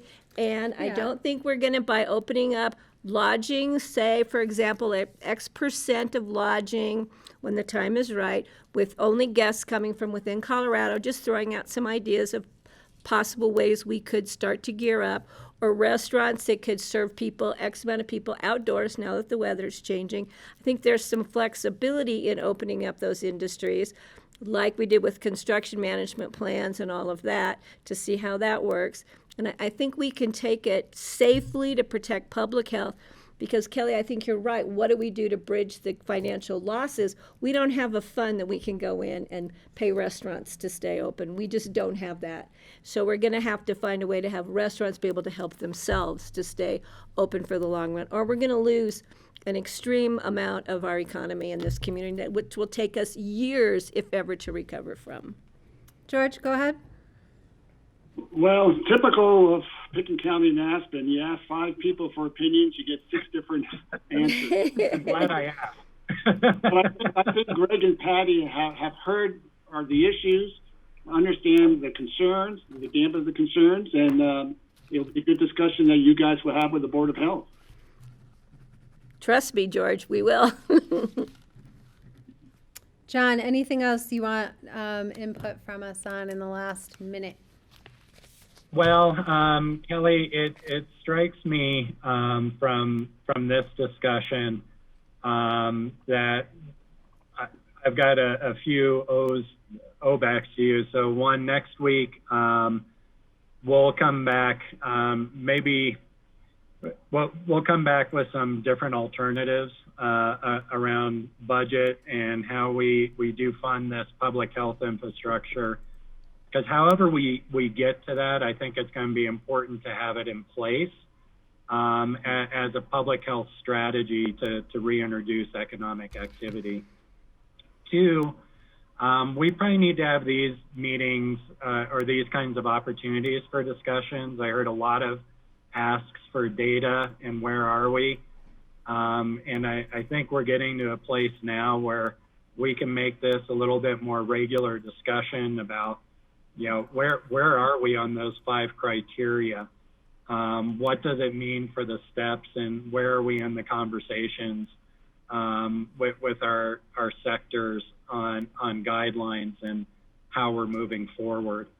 And it'd be good, even though the decision making may reside, you know, with Board of Health. I think these conversations to inform the representatives and just for your general understanding of where we're at are important, and we should probably just schedule this kind of time now on a weekly basis. Well, John, I think that's a great idea, because if we schedule on a Tuesday work session, we now have Board of Health meetings scheduled every Thursday. So that gives us time to have comments and maybe digest the information before Thursday.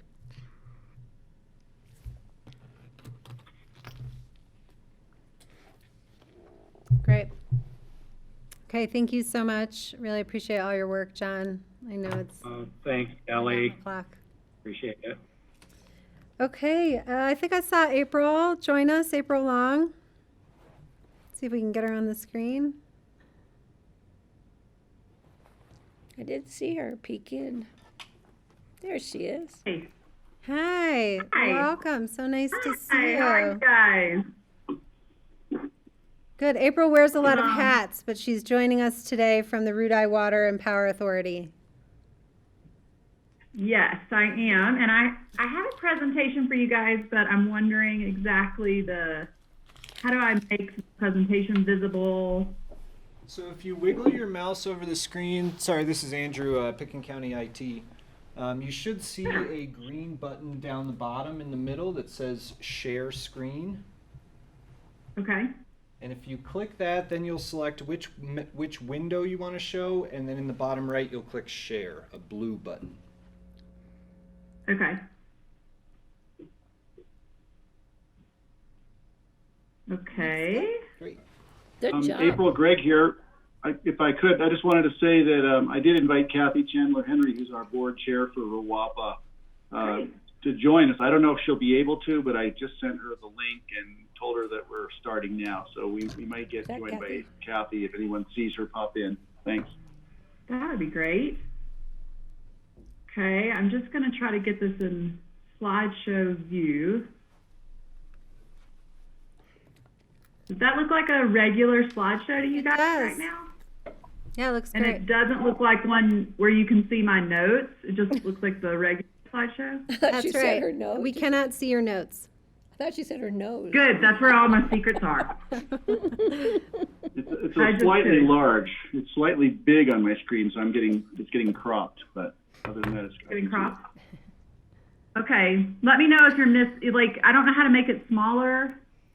Well, it looks good here and for good. grassroots, so Actually, it's great looking picture. we'll adapt. Okay. Awesome. Well, thank you guys for giving me the opportunity and time to present to you today. I know that you're dealing with a lot more significant issues, and hopefully this one will not be as hard on your head to think about as what you've been doing. And we really appreciate the work that you have been doing. So I've been the director for the Rudai Water and Power Authority for 2 years now. That was a position previously held by Mark Fuller. And the last time that I talked to the Pitkin County Board of County Commissioners was 2 years ago when I was taking over for Mark. And so I'm happy to be back here today to tell you what I've been working on and what the board has been working on and what our plans are moving forward. And I just wanted to give you some of that background information of who we are. And I know you guys are all very familiar with what RWAPA is, but perhaps people watching from home aren't. And so I'm going to give you some of that information and then also talk about what we've been doing, what our accomplishments are, what our plans are moving forward, and then open up an opportunity for us to have some dialogue about what ideas and thoughts you may have for how RWAPA could be of better service to Pitkin County and to the watershed as a whole. Let's see. So you'll hear me often call the Rudai Water and Power Authority RWAPA. Some other names that it's been called is RWAPA. So that's just our acronym there, RWAPA. It's a little easier to say than the entire time.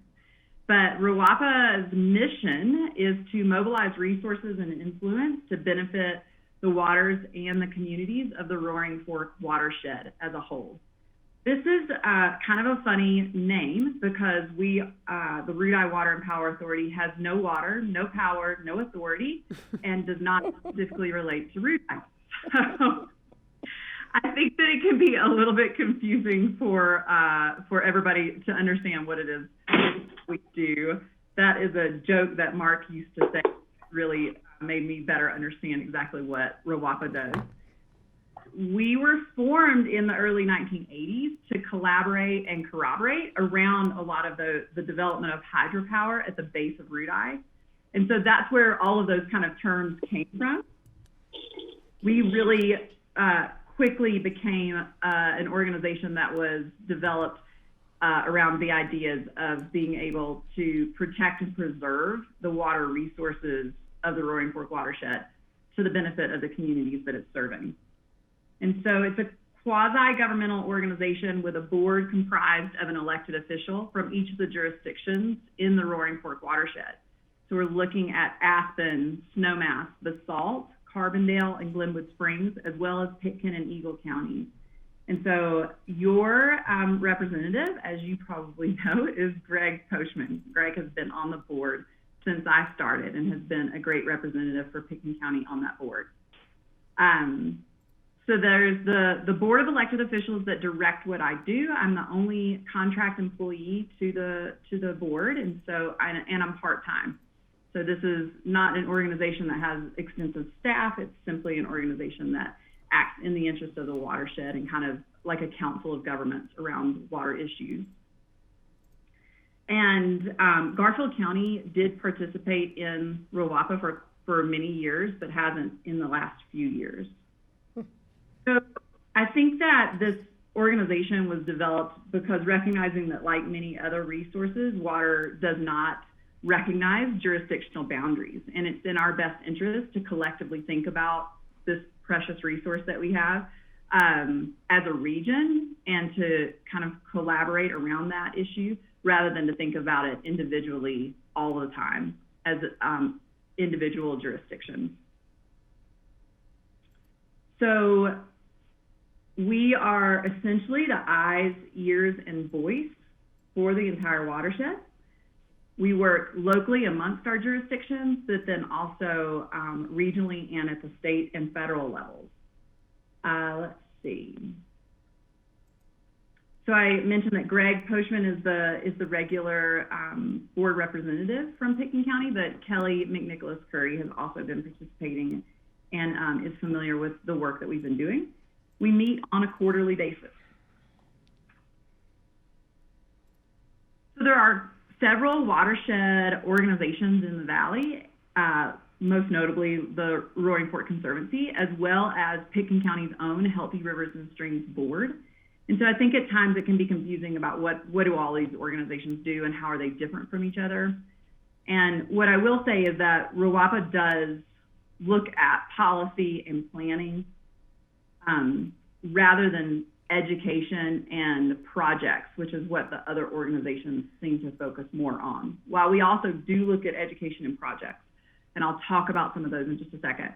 We also work on advocacy and, like I said, representation at the local, state, regional, federal levels. One of the other big roles for RWAPA is to foster implementation of plans, most notably the Roaring Fork Watershed Plan, which has action items identified for all of the jurisdictions that touch water in our watershed. And so that plan really never landed with any particular home, and I'll talk about that more in just a little bit. Another example of a plan that we work to implement or foster implementation on is on the Regional Water Efficiency Plan, which is another, I'll also talk about that more. And then most probably notably and recognizably, we sponsor the A&S inspections at Root Eye Reservoir. So those A&S inspections, that stands for Aquatic Nuisance Species. It's basically we're protecting Root Eye Reservoir from mussel invasion. Mussels are an invasive, non-native species that are kind of making their way across the United States in the last few decades. And they cause extensive damage to infrastructure and to shorelines and to recreation, to water quality, and they proliferate extremely quickly. And so you can see in this picture on the right, that's an example of a pipe from Lake Mead, and the progression from the clean pipe to the infested pipe was just 18 months. So it can cause huge problems for infrastructure and for recreation. You can see the shoreline there. That's the shoreline at Lake Powell. And so the program at Root Eye is a little bit interesting because Root Eye Reservoir is owned by the Bureau of Reclamation. So they own the dam and the water within it. They contract that water out to different water rights holders. The reservoir sits on top of Pitkin and Eagle County. The land around the reservoir is owned by the Forest Service, and the mussel inspection program is guided and directed by the Colorado Parks and Wildlife. And so there are like 8 different jurisdictions that have to come together at Root Eye specifically in order to implement this program. And so RWAPA kind of houses all of that. And we're in a different situation than other reservoirs in the state because we're not a state park. And so CPW can't just implement the inspection program the way that they do at other reservoirs in the state. So this program has been in place since 2008, and RWAPA has been the lead sponsoring agency on that, and we've been expanding and improving that program since we started, and working to improve the protection that we provide for the reservoir. So we're kind of balancing this need for recreation on the reservoir as well as the prevention of mussels entering the area. So we have to provide this inspection in order to allow people to recreate on the reservoir. And And so in 2019, we ran a full program, which means that we had inspectors there basically from sunrise to sunset every day of the week from May 1st through October 31st, which is the kind of the boating season there. And we intercepted 6 mussel boats in 2019. We intercepted 2 in 2018 and none in any of the years prior to that. So you can see that we have an increasing threat, and that's true not just at Rudeye, but throughout the state of Colorado. And Rudeye Reservoir intercepted the second most boats in 2019 of any reservoir in Colorado. And so we have a lot of those boats that are carrying mussels are coming from Lake Powell. Lake Powell is completely infested with mussels. And so a lot of Rudeye boaters are also Lake Powell boaters, and that's why we see a lot of interceptions happening at Rudeye. Colorado is a mussel-free state, as well as a few of the states neighboring us to the north. But as I said, this mussel invasion is spreading throughout the United States. And the best information that I'm getting is that the reason Colorado and a few other states are mussel-free is because of this really restrictive inspection program that we have.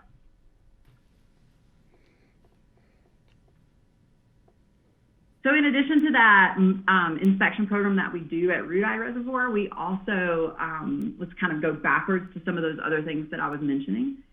I serve as a liaison between the Roaring Fork Watershed and all of the jurisdictions that our board represents to lots of other state, regional, and federal agencies. And so I've listed some of those here. One of the first ones, this HUP, is the Historic User Pool. And so that's a group of Western Colorado water users who regularly discuss how water is released and managed in reservoirs in order to meet the needs of the endangered fish in the Colorado River, as well as the irrigators in Western Colorado. So how do we balance those needs? And there are regular conversations about how releases come out of different reservoirs in order to meet all of the needs of the Western users. Now, I represent the Roaring Fork Watershed in those calls. I think some of these other organizations you're probably very familiar with, but just so that we can clear up some acronyms, the CWCB is the Colorado Water Conservation Board. The Basin Roundtable is the Colorado River Basin Roundtable. There are 9 of those throughout the state, representing the 9 different large watersheds in the state. CPW, Colorado Parks and Wildlife, QQ, many of you participate in QQ and are familiar with what that is, but that's the Northwest Council of Governments Water Quality and Water Quantity Committee. It's kind of a headwaters region of government. And so part of what I do in being a liaison is taking the interest of the Roaring Fork Watershed to these organizations and to these meetings, and also bringing that information back to our board so that they can disseminate that information back to you all. Some examples of that is, when I participate in these phone calls, I'm thinking about how the releases out of Rudeye might affect the hydropower plant. So I'm looking at the city of Aspen's concerns with the hydropower plant at the base of Rudeye. I'm thinking about how it might affect the environment of the Frying Pan River. So we have certain flows that are needed in order to protect and preserve the ecology in the Frying Pan, which is critical for the economy of the salt as well as the lower Roaring Fork. So we're looking at fishing and recreation economies there, are dependent on having a strong environment, but they're also dependent on wadeable flows. So in addition to the flows needed for the environment, I'm also looking at what flows are suitable for fishermen. And in 2018, we were working with a drought, and so we were working with temperatures on these rivers to try to maintain temperatures that are safe for continuing to fish within, but also safe for fish to continue to live in. And then in the winter of 2018, because of the drought, we also began to see things like anchor ice forming. And so I worked with the Roaring Fork Conservancy and the CWCB to ensure that we could get flows out of Rudeye that would prevent anchor ice from forming, which can really strip the river of macroinvertebrate populations. And so I just kind of give you all of that detailed information so you can see where RWAPA is trying to represent all of the needs of the community around one kind of common issue, which is the releases out of Root Eye Reservoir. And like I said, we don't have any authority there, so it's all an advocacy role. I'm going to have Greg jump in. He's waving with a question. Yes. I'm just eager for April to share some great news that she received yesterday for. Oh, yeah. Must have been a brilliant application you made. I don't want to take any credit for that, but what Greg is referring to is that the Bureau of Reclamation, which has been a difficult partner in the Root Eye A&S program because of their inability to contribute funding, they've just recently started contributing funding, and then I found out yesterday that next year they're going to contribute $200,000 over the next. That's great. Make improvements. Yeah, and again, I don't want to take credit for that. That's been go ahead. Conversations that Mark Fuller started with the Bureau. So I just kind of carried that through. But yeah, $200,000 worth of in funding for capital improvements at Root Eye Reservoir to improve this A&S inspection program. Wonderful news. So over how many years? Over the next 3 years. Over the next 3 years. And I think the one thing I just wanted to highlight regarding the aquatic nuisance species is, one, it destroys fisheries. It could easily destroy the fishery in the frying pan if it got. And in Root Eye Reservoir. Yeah. And in the reservoir, and certainly in the reservoir, because the mussels eat the same the shrimp that the trout thrive on. Exactly. So we have a fisheries issue, but also these mussels could completely destroy the city of Aspen's hydropower program, or make it so ineffective that the city could no longer claim to be 100% renewable. Absolutely. So it's a severe consequence, and that's why we're taking it so seriously. And so thank you for telling us about the grant. I'm so excited. Yeah. I know, me too. Thanks for reminding me about that, Greg. I appreciate it. And so, let's see. We talked about what happened in 2018 with the drought on the Frying Pan River. And then also we had a large fire in that watershed, the Lake Christine fire. And so in 2019, we saw some flash flood flows that washed fire, ash, and debris into the frying pan. And so another role that I played in that was in quickly identifying flow and releases that may be available from Root Eye Reservoir to flush that mud and debris out of the frying pan, so that again we could protect the ecology, the ecological system within the frying pan, in order to protect the environment and that fishery and that economy for basalt. So those are just examples of some of the things that I'm working on, because I feel like it's often confusing what RWAPA does for the watershed. So some of the other things that I was talking about, kind of advocacy and being this liaison between other organizations and how we do flow management out of Root Eye Reservoir. But part of the other role of RWAPA is in fostering implementation of some regional, local, regional, and state plans.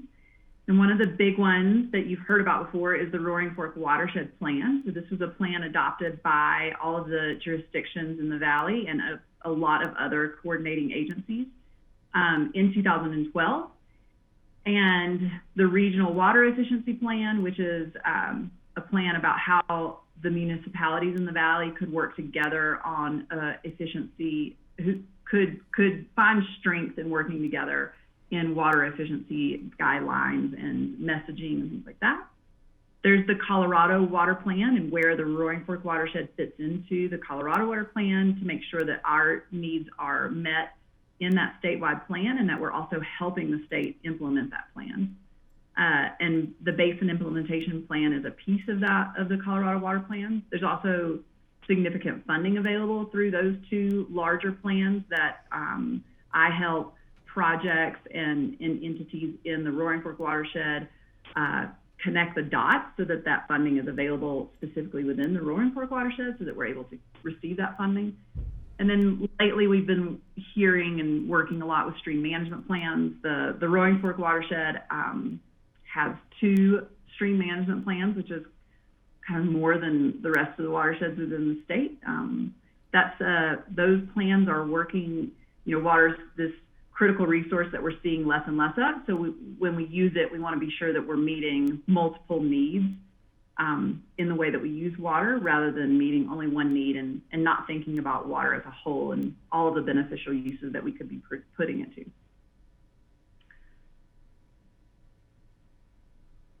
So in the last 2 years, I've spent a lot of time working on the Roaring Fork Watershed Plan.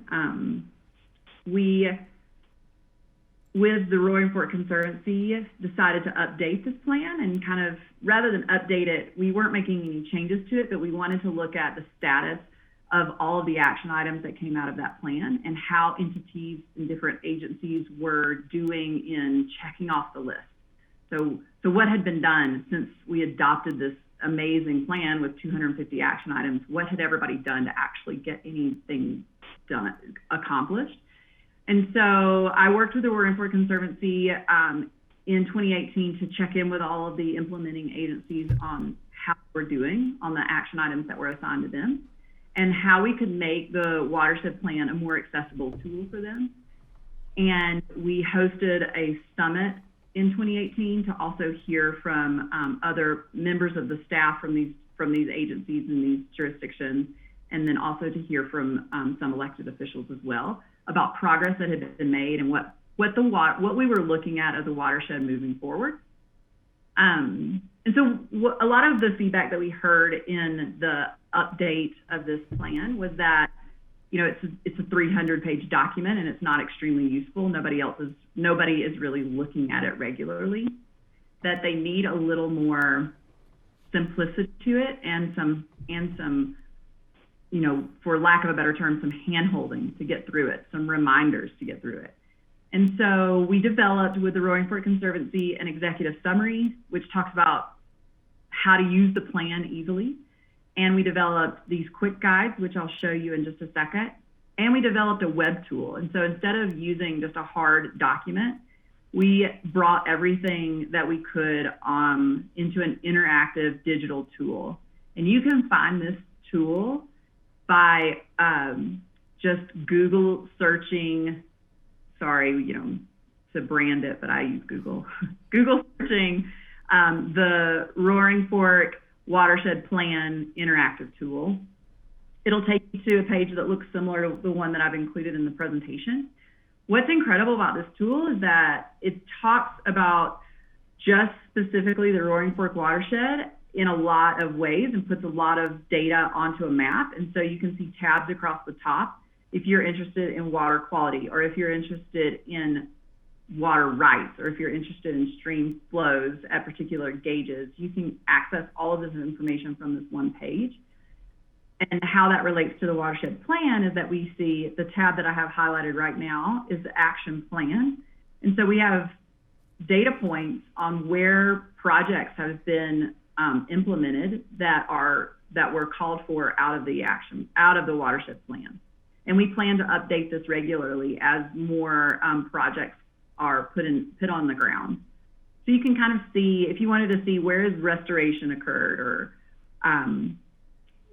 what entities are implementing conservation measures, then all of this is kind of on this one interactive map, and then you can drill down and get more information as you go down. One of the other things that came out of that relook at the Watershed Plan was this quick guide. And so basically there's 250 action items in the Watershed Plan, and they're really difficult to sort. And it's hard to know if you as Pitkin County, or the staff of Pitkin County, are actually doing any of the actions that were assigned to them. And so I pulled all of those action items apart and gave every implementing agency their own quick guide. So this is a snapshot of what Pitkin County looks like, and I've worked with Pitkin County staff on what these action items are and how they might go about implementing them. So you can see that it provides a reference so that you can go back to the Watershed Plan. It gives a description of exactly, a little brief description of what the action is. It also, as you look to the columns on the right, it gives you ideas of who might partner with Pitkin County on these projects. and what are some potential funding sources. But what else we heard in the Watershed Summit is that they really would like for Rowing for Conservancy and RWAPA to work together to foster this. And so they wanted us to regularly meet with their staff to check in and to remind them of, these are the actions that you agreed to. What do you need? What support and resources do you need in order to get the ball rolling? Or, hey, did you know that so-and-so is doing this exact same action and you guys should partner together to get this done on a larger scale and to share the resources. And so we agreed to also host a summit where we could all get together and talk about all of this every 2 years. And so 2020 is the year for us to host this summit. And we were planning to do so in May, but have put that on hold for now. And so I'll be back to let you know, if we're going to host that in 2020 or if we're going to push that to 2021. Hey, April, I want to check in. We have a few minutes left, and so I just want to see if you have many more slides and, see if you need any input from us. But please keep going. We still have a few minutes. Okay. I just have a few more slides, and then I do want to get input. Some of the other plans that we're working on, and that this is going to be coming in 2020 and 2021, I've just started working with some staff from these participating jurisdictions on water efficiency and water saving. So we're looking at this regional water efficiency plan that was developed by RWAPA and the municipal water providers in the valley to think about how could we as a region promote water efficiency. And then I'm also trying to pull in the counties who are not necessarily water providers in the traditional sense, but how do we as a region look at what can we do to protect and preserve the water resources of the Roaring Fork Valley through our codes. And so making sure that we're thinking about water as we're thinking about land use planning and providing water for our constituents. I thought you might be interested in RWAPA's financial status.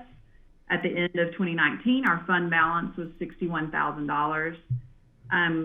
We have an operating budget that gets split into two different programs. It's basically all of the other things, and that in 2020 was $58,000. And then this A&S program at RUDI, which is really expensive. We're paying for all of the staff there.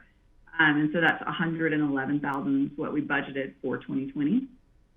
All of the member jurisdictions contribute to these services, and so Pitkin County's contributions for operating expenses are $5,500 annually. Those have not changed in the last few years, and for the A&S program is $15,000 annually.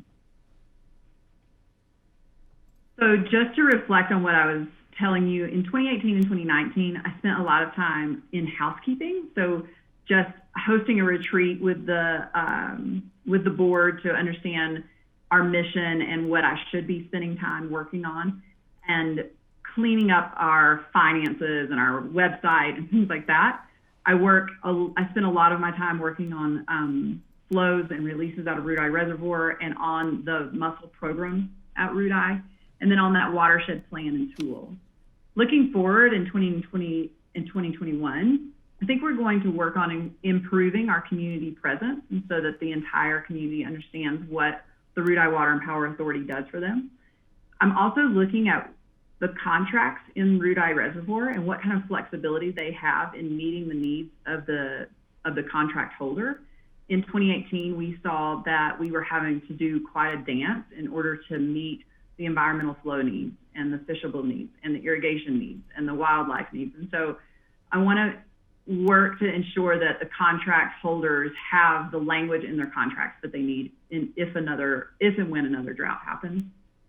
I'm going to be working on those water efficiency plans like I just talked about. We will be hosting another Watershed Summit. In 2018, we hosted a candidates forum on water, which I think some of you participated in, and that was really successful from the candidates perspective, and they've asked that we do a focused candidates forum again. At the time, that was hosted by the Watershed Collaborative, which is no longer an entity, but the RWAPA board has directed me to take up the slack, host a candidates forum this year, so hopefully that will happen. I will be working with the state on ensuring that the Roaring Fork watershed needs are met in the Basin Implementation Plan update, which is happening on a state level. And then I'm also going to kind of more formalize this communication that I have as a liaison between the watershed and other organizations. And with that, I'll open it up for any thoughts that you guys have, any questions that I can answer. Again, want to provide a service to all of the jurisdictions. And so I'm very interested in what needs you have that I could meet. Steve, you've unmuted. Do you have a question? Go ahead. Thank you, April, for your presentation. It's always interesting to learn more about Root Eye and about the Roaring Fork watershed. My question is about the hydroelectric operation at Root Eye. Mm-hmm. There are times when it actually gets waterlogged with the water backing up into the outflow pipes of the where the turbines are, and that actually slows down the water then going through the turbines. Have you looked at anything, any possible structural changes that would reduce the amount of water logging and therefore increase the efficiency of the hydro output? No, that's a really great point, Steve. I have not particularly looked at that, but I know that the city of Aspen has, and they're aware of that issue, obviously, and they're working on that, and they would like RWAPA's support when they determine what their potential solutions are. They would like RWAPA to reflect on, what kind of recommendations they would have and what role they could play in that. But absolutely, the city of Aspen is concerned about that and is looking at the efficiency of the hydropower plant, not just in terms of its current operations, but how it might operate in any kind of a projected future. And so in the eyes of climate change and the way that Root Eye might be managed in the future, they're trying to also project that on the efficiency of the hydropower plant. And so they're looking at all of those options, and I would expect they presented to the RWAPA board earlier this year, and I would expect that we will hear more from them in the next few years. Okay, thank you. Mm-hmm. George walked away. George or Greg, anything from home? No? Okay. Well, I'll ask one more question if Okay. no one else does. I'm curious about the Dynamo, I think is the name of it in the frying pan. The what? Is that still an issue, or what? The funk that grows. What's happening on that? Is it something we should be concerned about? Yeah, so there's an unusual algae that grows in the frying pan called Dynamo. It's also referred to as rock snot. Covers the bottom and basically affects the ability of the macroinvertebrate population to reproduce. I know there were some evaluations done, and that the Roaring Fork Conservancy continues to collect data on how the Dynamo what's happening with Dynamo in the frying pan. And I haven't heard an update on that in the last few years. So I think that, Steve, before I kind of guess at what the answer is, I'd have to look. I'd have to dig into that a little more, let you know what the latest information is on that. And I can do that and send an email to the commissioners. Okay, thanks, April. Patty, anything? No, I'm good. Good. Thanks, April. It was nice to see you. Oh, wait, George, go ahead. You have a question? Yeah. Yeah, thanks, April. My question is how you're coordinating with the Bureau and the Forest Service in terms of opening up or delaying the opening up as it relates to the boat ramp, the mussels, social distancing with COVID-19. What's RWAPA's role in that? So again, we coordinate with all of those agencies to operate that entire program.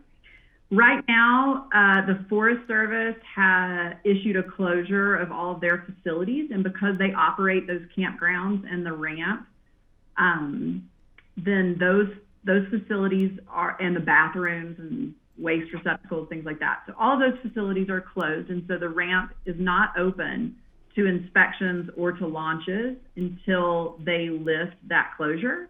That closure is set to lift now on June 1st. So that's the opening date that we're planning for. We work with CPW on training our inspectors and following their guidelines for inspections, and they have a COVID-19, they have been training their inspectors on COVID-19 actions.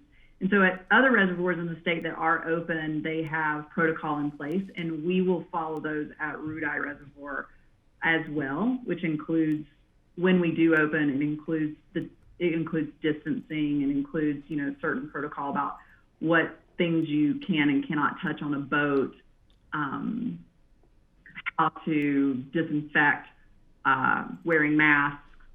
All of those things are part of their operating procedures and their inspection procedures for their inspectors this year.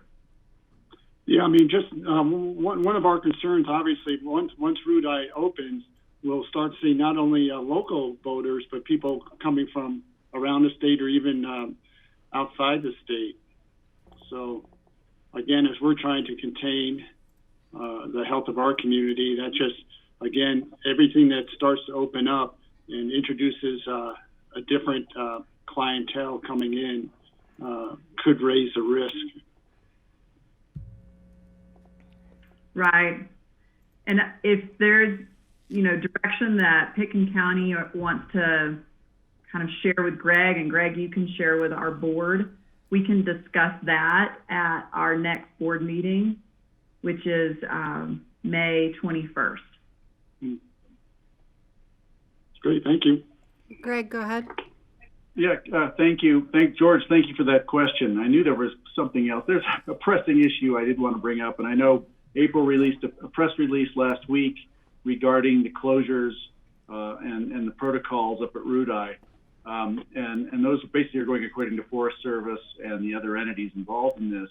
The concern I had, and I think I contacted the sheriff's office about it, was that another reservoir in Colorado actually had a break-in by a belligerent boater and fishing guide who just insisted on getting on the water.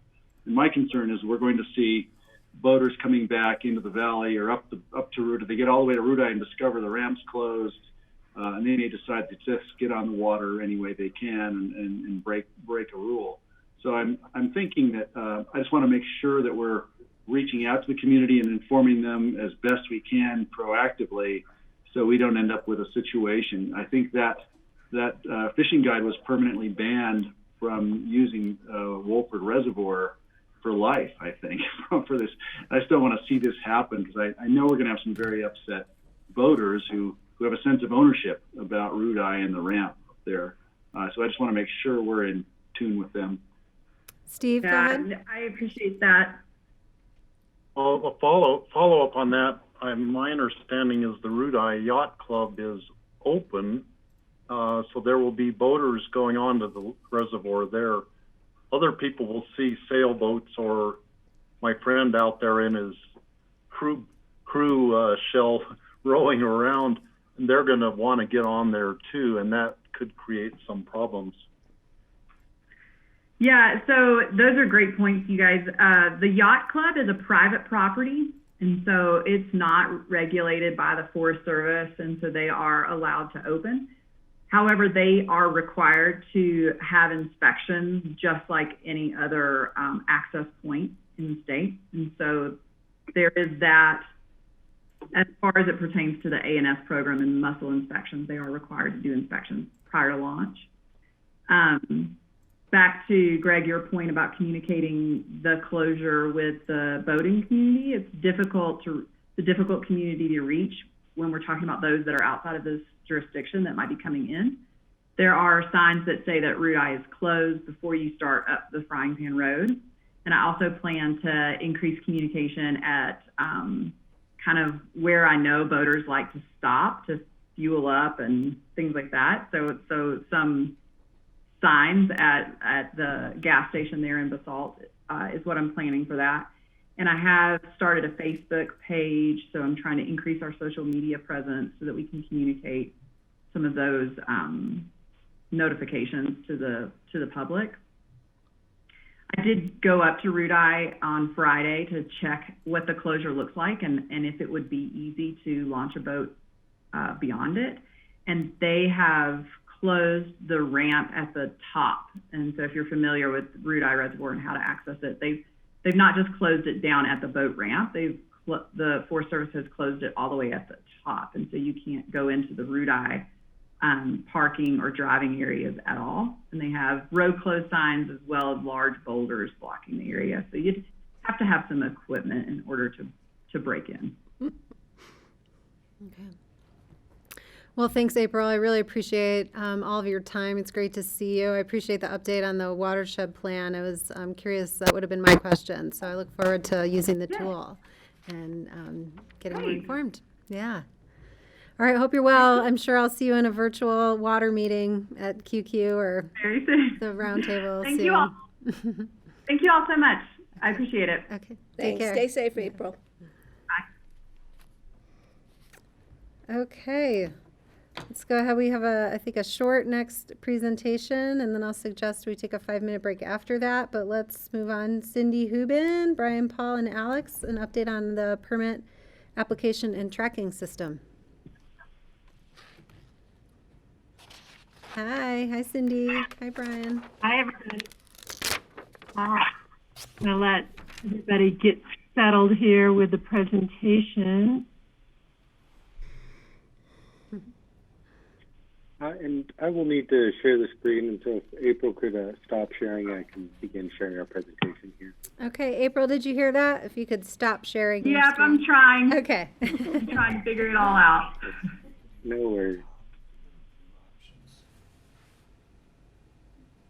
I'm sorry, I've made my, I cannot figure out how to close the screen, and I've made my screen. It's up at the top, a red box up at the top, I think is where it is located. Oh, I see it. Okay, thank She you. just closes out of Zoom. Will that? Okay. All right. I think our savvy IT folks here have helped. So Alex, you should be able to. Okay, great. There we go. Well, thanks, everybody.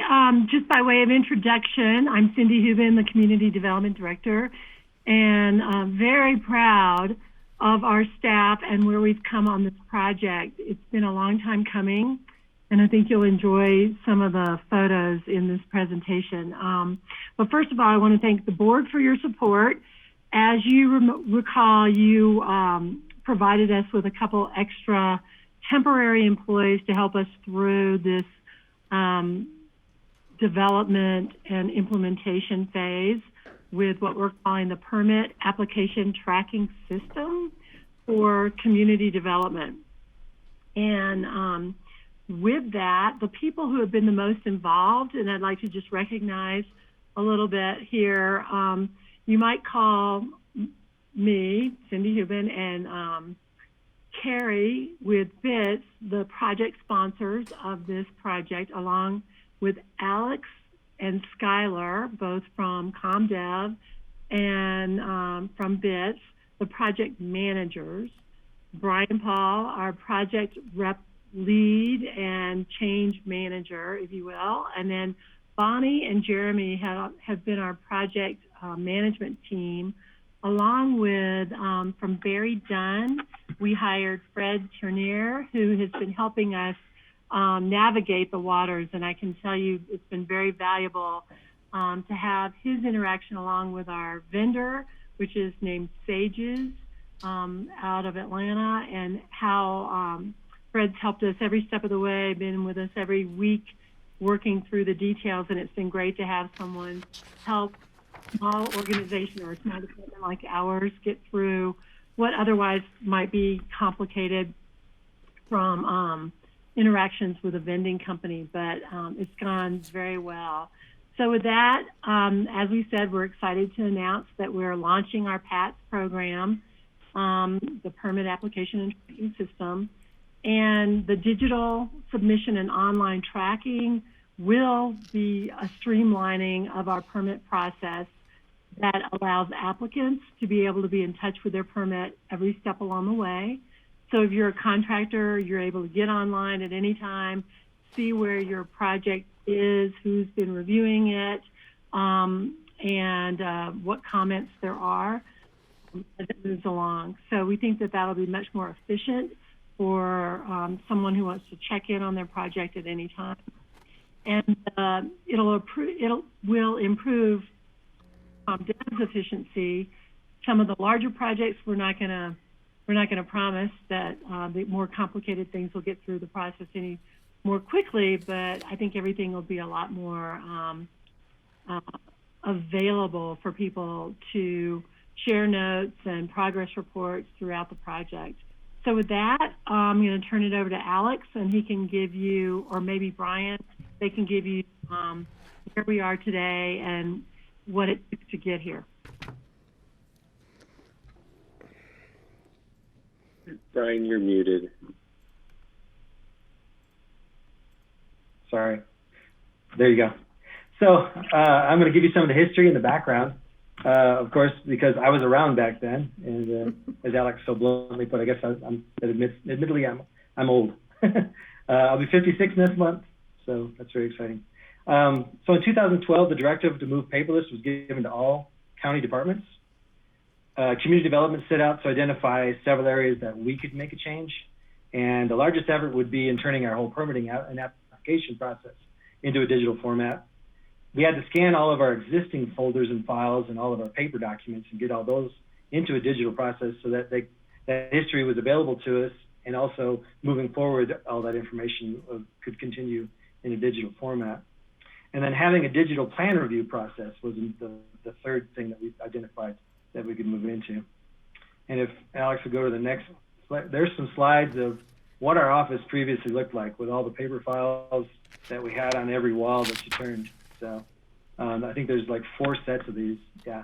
And if you see down that corridor where Tony's standing, you even see permits on the back corner wall there. And we had plans on every rack, on every wall, and we had 3 major size rolling plan bins and an entire cold storage building dedicated to paper plans, because we were a paper office. And it was a pretty big effort to try to get all this converted to a digital format. So the next slide. From 2013 to 2015, we shopped with the city of Aspen to try to find a joint solution. And we tried to get something that would work for both of our permitting systems and both of our plan review processes. But through differing philosophies and differences of opinions, that kind of went a different direction. And so in that shopping process, we learned about a product called Bluebeam. And in 2015, 2016, we decided that we could at least start that component, the digital plan review component, and start doing plans through Bluebeam. So in September 2016, ComDev went live with a digital plan review process in what we call, which is the Bluebeam software that we use now, that's going to actually be integrated with our new Sages software. In 2018, ComDev scanned all of our paper documents. That included that warehouse full of rolled plans, all of the plans in our office, all of those paper files we showed you in those previous slides, and moved all that into a digital format. Next slide. Yeah. So here we are, moving over to the new building from City Hall, doing our Abbey Road version of walking only with our laptops in hand and no paper coming with us. So as you can see in our new office, there is no wall dedicated to paper plans and paper files. I shared a couple of pictures here too. There's one picture of one job site that we had the paper plans out on their furniture and all of the inspection sheets lined out across their countertops through their entire kitchen. And now all that process is actually in a digital format. We still have to have them have a paper permit set of drawings on the plan site, but all of those inspection documents, the yellow pieces of paper, and all that background and supporting documents can all be in a digital format now. So we aren't producing all that paper through our office. And in the lower right corner was just the Bluebeam emblem signifying us going to Bluebeam. So because of the delays in our shopping for the software, we created our own digital intake and review process through the Bluebeam process, but we also purchased digital monitors, large monitors, to actually do the plan review in a digital format. We created our intake room, which had 2 large monitors in there, And when we meet with the public, we actually meet with a digital version of their plans up on a screen, and there is no paper brought into our office at any time. It's all through a paperless process. So we've kind of, in 4 years, hit that 2012 mandate of good in the office paperless. We still have some processes in the planning side of things because of recorded documents and vellums and things like that still have to come in paper or in a hard copy, but in TDRs have to be a hard copy. But we've, as much as possible, converted everything to digital format. And in 2019, whoops, could you go back? Sorry about that. No, no problem. We also created our own temporary iPad inspection process. So I worked with BITS department and Alex and our project management team, and we came up with a way that the inspectors of the field could actually load their inspections each day that came in over the phone lines onto their iPads, go out in the field and actually process an inspection on their iPads. And all this groundwork was to kind of get everybody kind of in that mode of working towards this one solution that did all these things. This is all being done through 6 to 7 different processes. We have smart sheets for tracking. We have our own created iPad solution for the iPad inspections. We have Bluebeam for the plan review. And we have all these fragmented pieces. So the goal of SAGES is to put all that into one container and have all these things working with the public so they can come in through a public portal, submit their documents online directly to us. We can take them from there, route them to the review team, do that entire process, go out and do the inspections and complete the whole thing, the whole strategy. So the next set of pictures, do we have more pictures or are we done? I think that's it. Yeah, no more pictures. Yeah, we're going on. So that was the preparation and the groundwork. So in that, we also had a little bit of a learning curve. Our original RFP only brought us one bidder, and we just decided that we weren't going to just settle for that one bidder.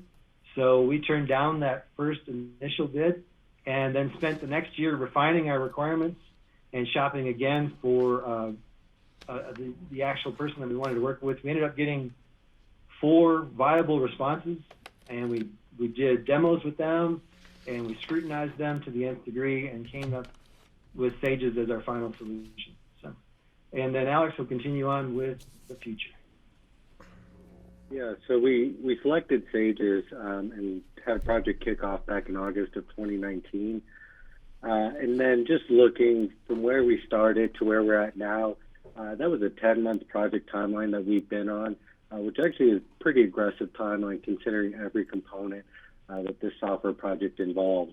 The initial months we started with the configuration, migrating existing data from our Eden or Access database into SAGES, making sure that we weren't going to lose any of that current information. Then we also had to train staff. We did that kind of at the beginning of this year, and we're currently working through user acceptance testing. This is a very fluid project. We've been working very well with our vendor. Our consultant, Barry Dunn, has been assisting us too for anything that we may overlook. We're looking to go live here in May, and we're very excited that this will meet the needs. Everybody on the project team has been working very hard over this past 10 months and even beforehand in order to get us to this point. So we're very excited for the public and for just the staff too. Now, kind of looking forward and where we're at. So this new process that everybody mentioned, PATS, that will be powered through SAGES Gov, will allow for a digital web-based process as far as submitting, tracking, responding to any comments, paying fees online, requesting inspections, and even being able to archive these projects all in one place. And kind of as Brian alluded to, this is currently done through a lot of different systems and softwares, and so it's very difficult for staff to be able to do their job in an efficient manner and make sure that everything's accounted for. We hope that this will help address a lot of their needs and just make the whole process overall kind of speed through a lot more smoothly. Now, I'm sure for the public, and this is one of the reasons we wanted to present to the BOCC, was to update the public as well. Some may have noticed a press release that went out about a month ago. We are preparing training and workshops that we'll meet with public on so we can walk through how to use this system and help train them. Once they've accomplished that, we also have one-on-one meetings with staff where they can set aside some time to actually walk through submitting an application in SAGES. A more detailed schedule will be coming onto our website, where we will also have the ability for the public to sign up.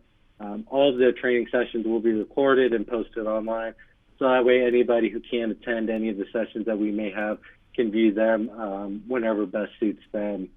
The next slide here, I'll just highlight the email address that's listed at the bottom there. So pats-support@pitkincounty.com. So if any members of the public, if anybody viewing this has any questions or would like additional information, please feel free to email that email address there. We have a group here of our team that will be responding to those emails and trying to keep the public as involved and up to date as possible. We currently are working on developing that web page that will be on our existing website, but the link that's listed at the top there, Pitkin County-Community Development, that page will take you to our existing web page. That is where the PATS website will be posted to once we get that up and running.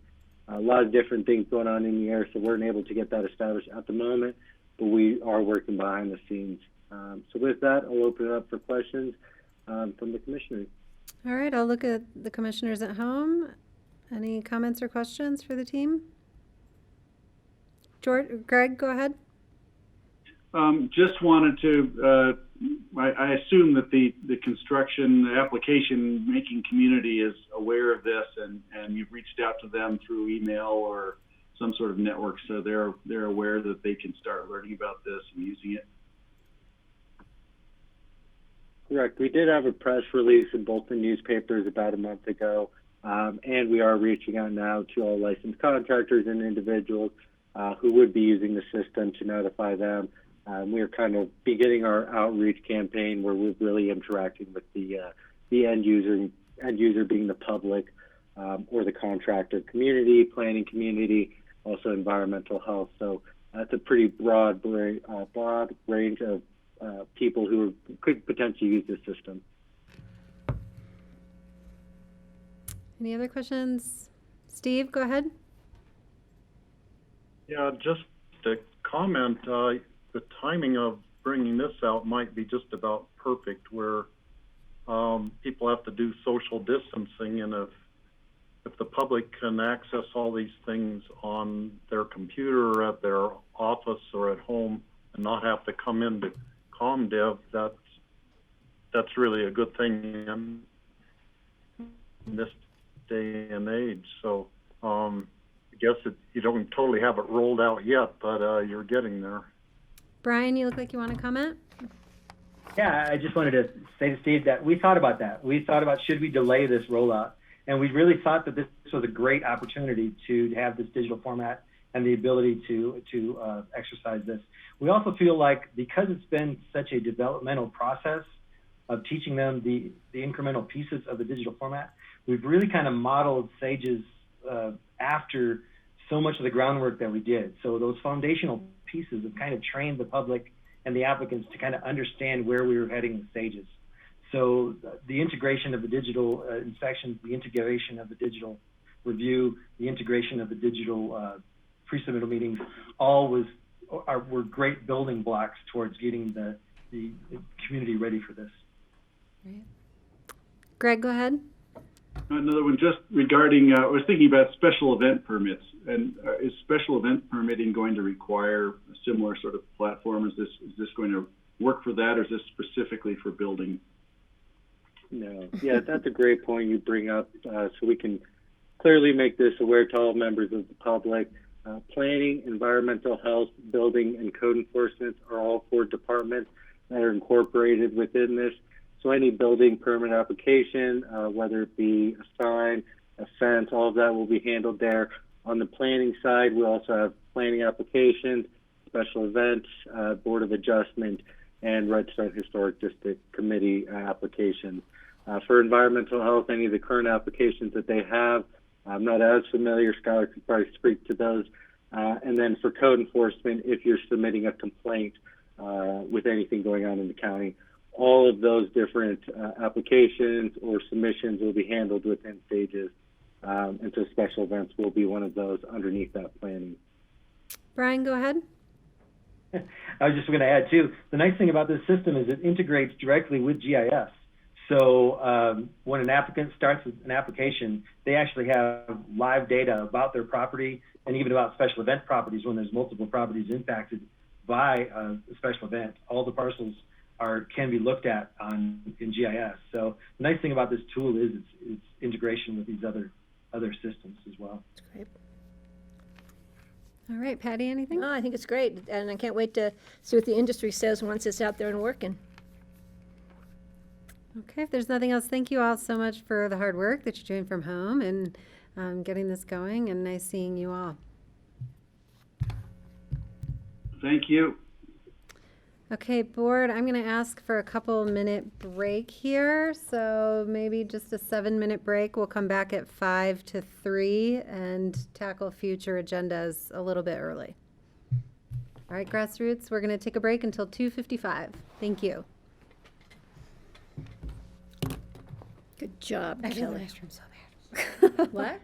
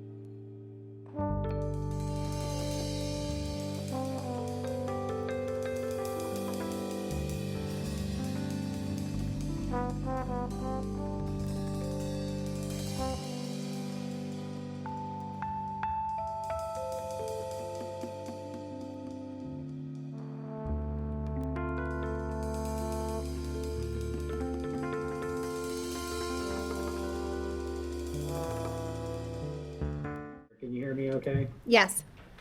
Yeah, okay. So, few things for you. First, for next week, May 12th agenda, right now it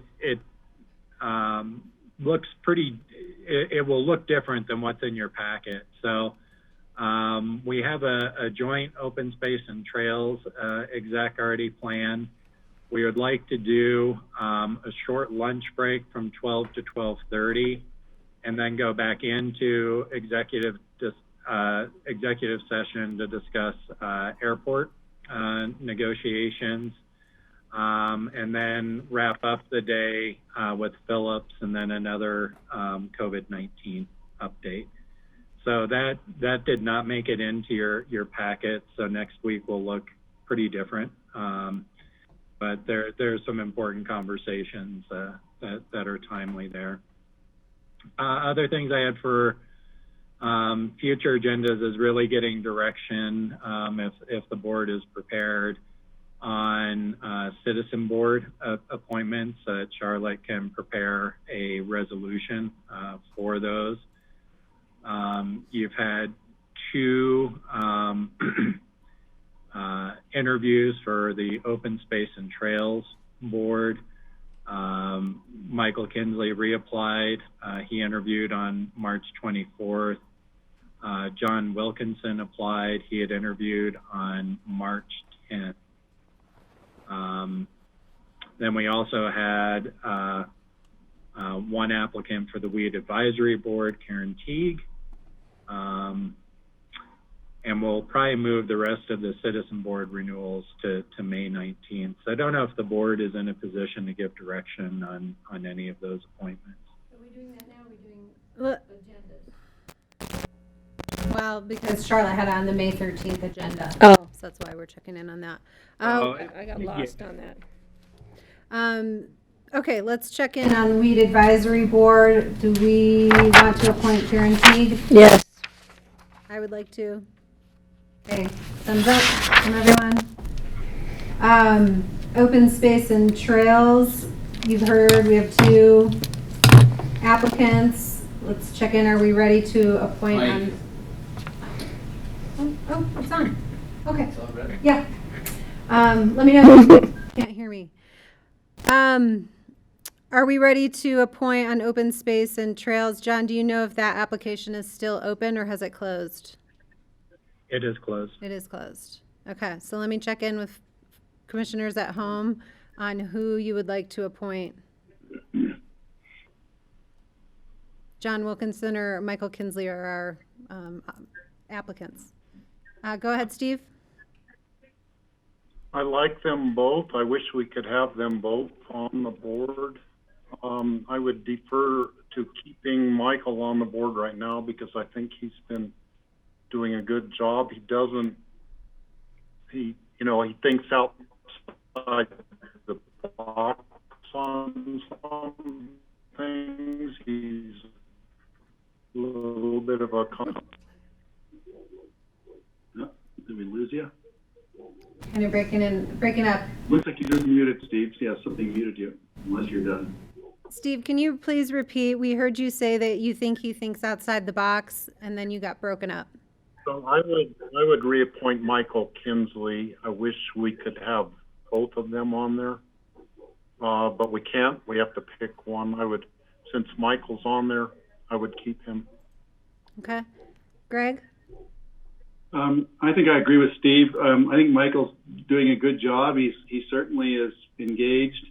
I think he was appointed to fulfill the rest of another person's term from a retiree. Was it Tim McFlynn or somebody? That was Tim.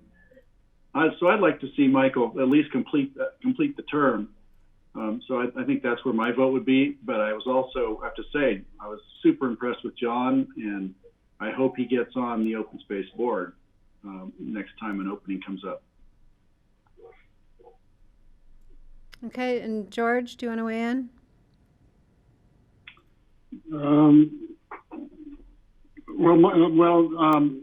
Michael's term is up right now, Greg. That's why we interviewed John Wilkinson. So this will be a start of a new term, terms of 5 years. Yeah, it's a tough choice. I think I would probably stay with Michael. He's been there for 2 years, and it takes a while to sort of get a learning curve, and open space has some big issues coming up, possible acquisitions, and also we're going to have to struggle with some financial impacts as well. So it's probably good to have someone that's had at least a couple of years under his belt and understands some of the current issues and budget needs. Okay, thanks. Patty? Yeah, I've had concerns with Michael and some of his contacts outside of the Open Space and Trails Board.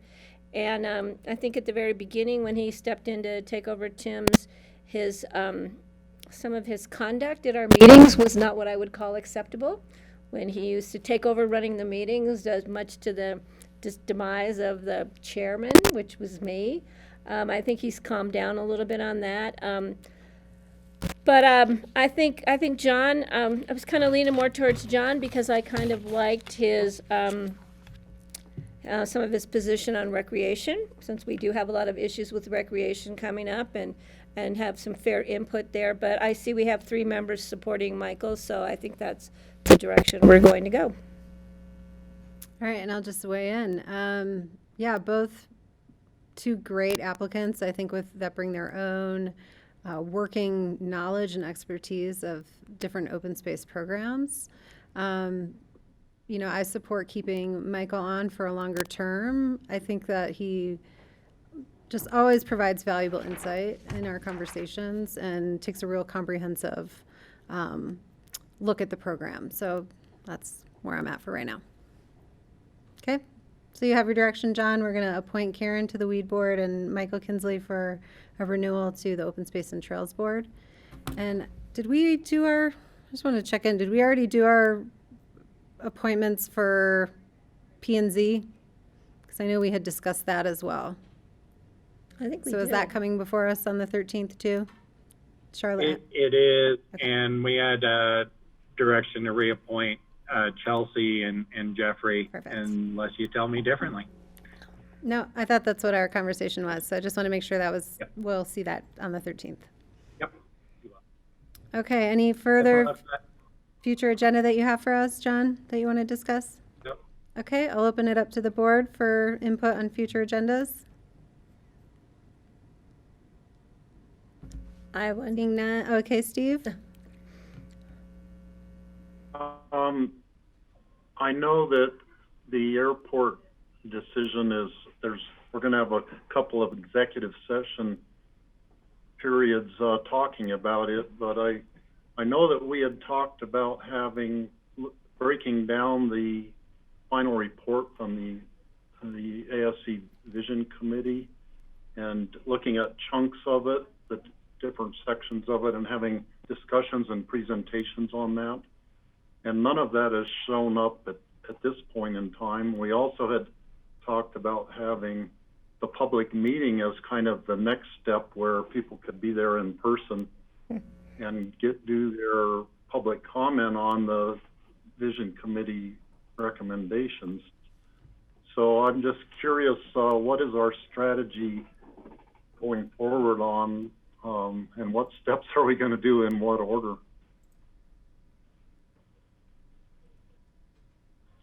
Steve, I think we're going to need to get a little bit more space from the amount of time that's getting spent on the COVID response, probably, before we can bring that back in a really ordered way. And I think we'll probably need to, before we're going to be able to have the gathering size, because we had during some of our meetings with the airport advisory committees and public, we had well over 100 people oftentimes attending those, and I would expect that interest will remain high and that we will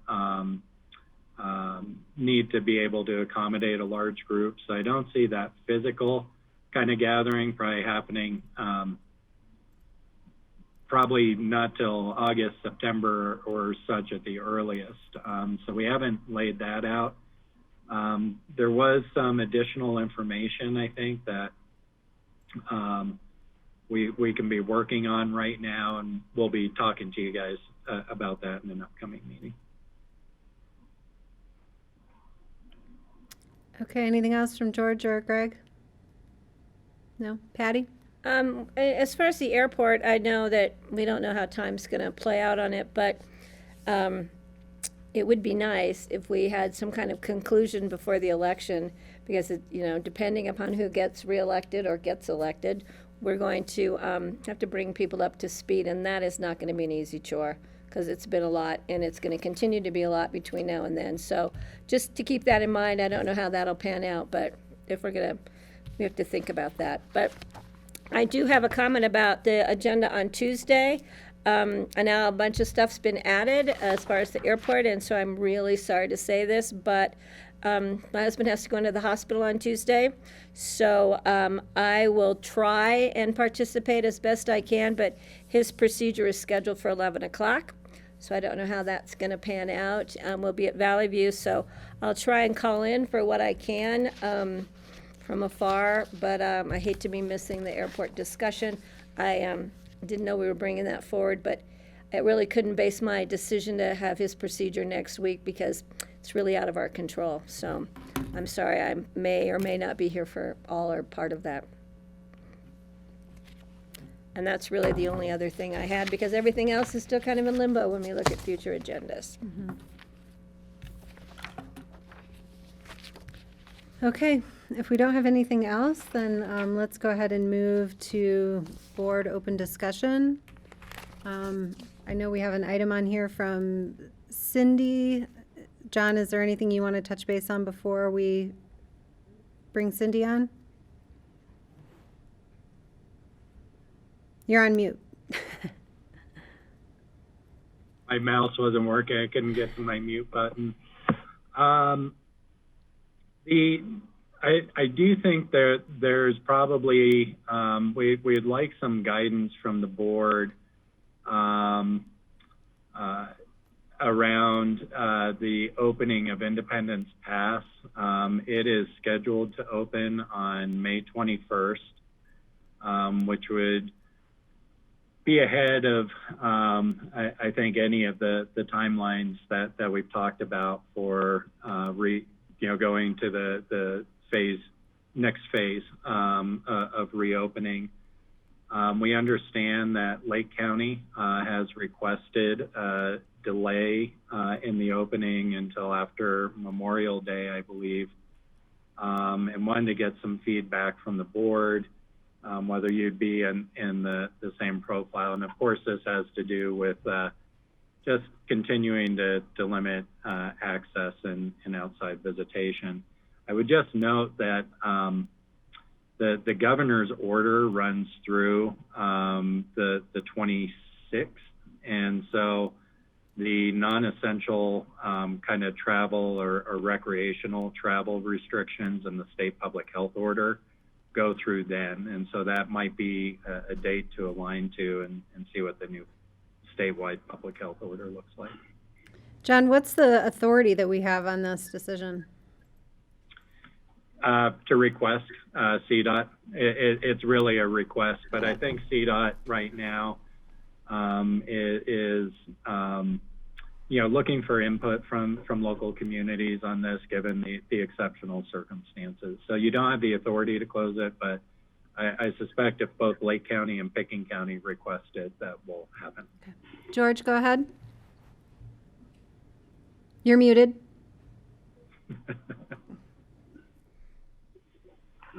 Probably this is a first sort of tongue-in-cheek. We couldn't just open up our side, could we, John? That's what I was going to ask. We're probably not, but I would be concerned about opening it up early. Get out of town. We just can't. But that's another gateway and a relief valve from people on a front range who want to get up into the mountains. And I know what Memorial Day is always like up by Upper Lost Man, because everybody wants to ski up on Blue and Geisler, myself included.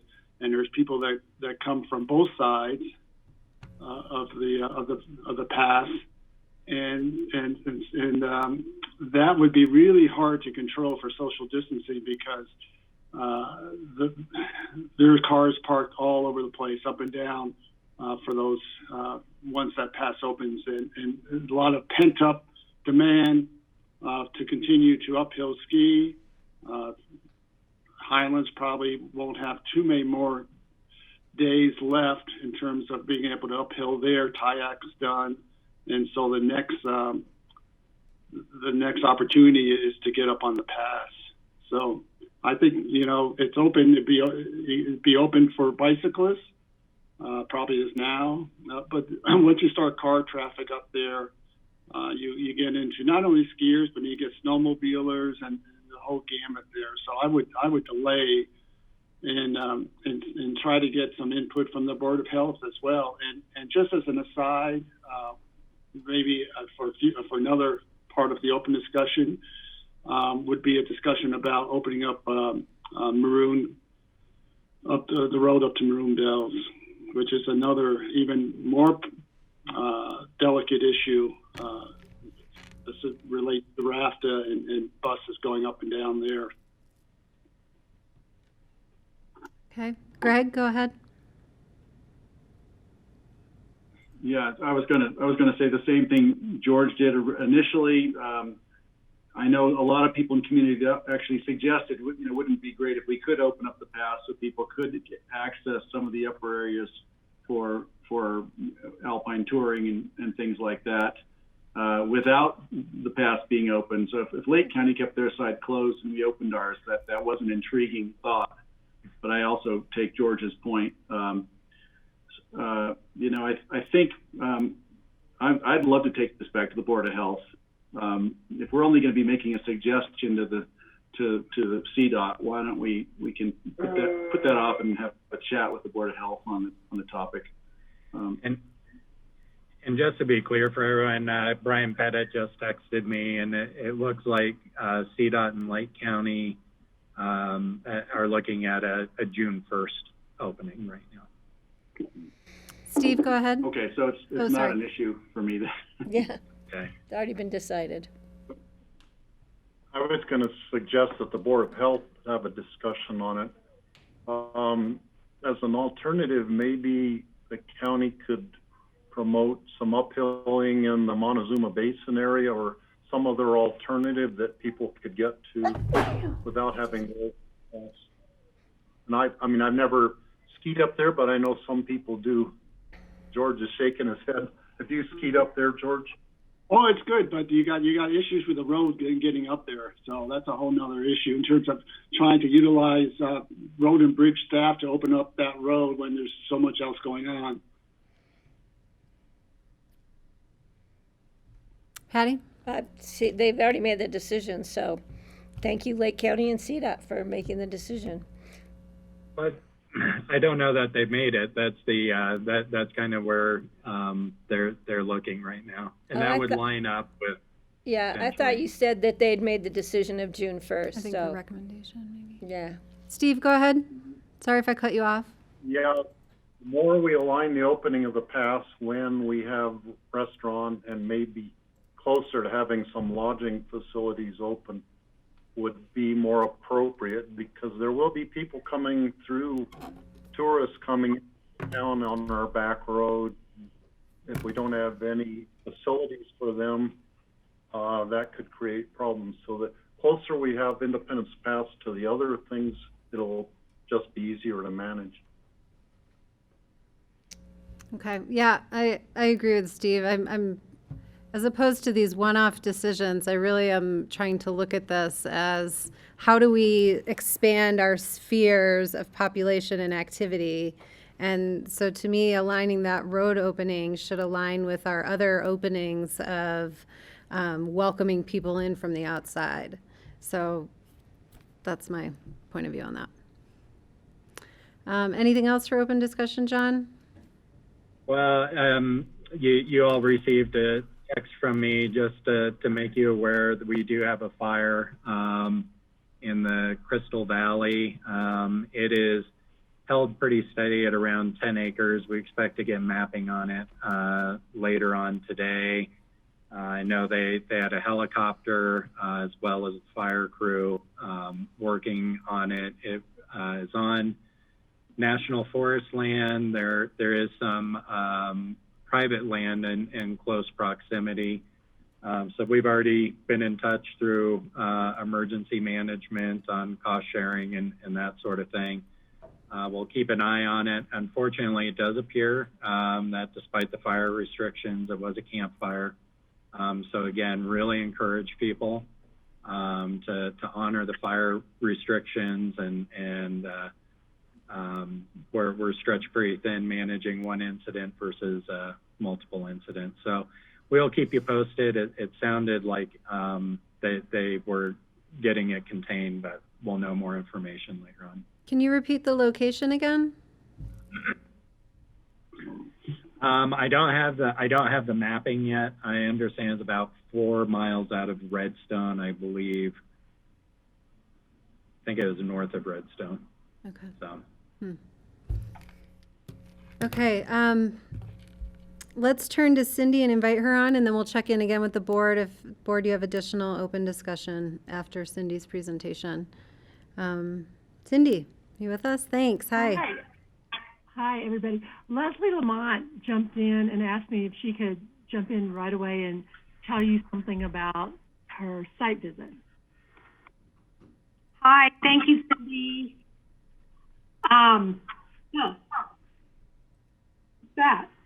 That's mine. Sorry. That's okay. The board has an item on your agenda. It is amendments to the Capitol Creek Ranch, and the applicant is setting up story polls Monday the 11th, and flagging. So the story polls will be for the new proposed home, and the flags will be for the proposed agricultural structures. Those should be up by Monday, but I will have a map and better logistics for you that I will send to you before Monday, hopefully, so you guys could do a, individual drive-by. You can stay on Capitol Creek Road. You'll be able to see all the flags and the poles from Capitol Creek Road to facilitate your review for Wednesday's item. Okay. All right, we'll look for that. Oh, George, go ahead. You're on mute.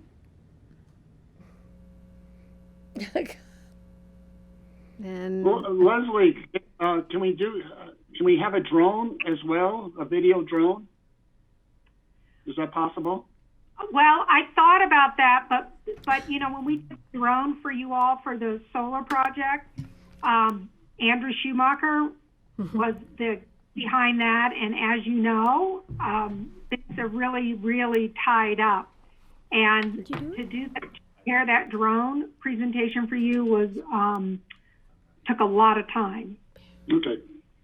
This is a request that the Snowmass Capitol Creek Caucus made, and I think the applicant was kind of reluctant to do this, and so I, after getting the referral comments from the caucus, pushed them hard to do this. So hopefully they'll get up by Monday. Crystal. All right, thanks. I thought she said Capitol. Which creek did she say? I thought Capitol. It's Capitol Creek. Oh, I thought you said Castle Creek. Snowmass Capitol Creek Caucus, and the property is on Capitol Creek past the I won't monastery. be able to get up there. I'll take between. It will be, I'm really sorry for the short notice on this, but it would be important if you could make it up there. thanks, I'll ride Leslie. my I'll bike use with you, it as an Patty. excuse to ride Now, my bike. is it defined as an essential trip out of my home, or do I have to swing by the grocery store to make it essential? This you is go on essential Sunday, for you'll your be job. Yeah. Okay. Let's move on. We have I a go few on minutes. Okay. Thanks, Leslie. We'll look for that email with the information. Okay, Cindy, go ahead, please. You're on mute. Too much going on. Sorry, you're still on mute. Okay. What is it, you Go guys, ahead. today? Thank you. The board had asked for some research, a little bit of research on potential for baseline quality data while things were quiet. Things are not all that quiet anymore relative to cars, but I did do a little bit of research. We have tons of information available already for the PM 10, PM 2.5 measurements from the Yellow Brick, as well as some other air quality stations up at the top of Aspen Mountain. That being said, I did reach out to, I think some of the board members suggested that we talk to the Aspen Global Climate Institute. I had a great conversation with James and Elise from there. I think we're going to be connected on some assimilation of some existing data in a totally separate project, and that was great to engage them for some future input on climate action. But I was given a lead by Jeanette Whitcomb in the City of Aspen Environmental Health for air resource specialists out of Fort Collins. It turns out that air resource specialists out of Fort Collins have an available methodology that's called a canister study. A second ago, you saw a tripod jump up on the screen. I don't know if Alex is still there to help me with that. There it is. A picture of these tripods that are set up. There's 6 tripods set up at any given time. They have canisters on the top. They can be set in different locations, and they measure organic compounds. And there's 64 different types of measurements that can be taken. According to James with the Aspen Global Climate Institute, he sent me an article about some measurements that we might be interested in. And that has to do with more specifics I'll get into in a second. But basically this setup that we could use, we may want to look at, if you're interested, in 2 different times. One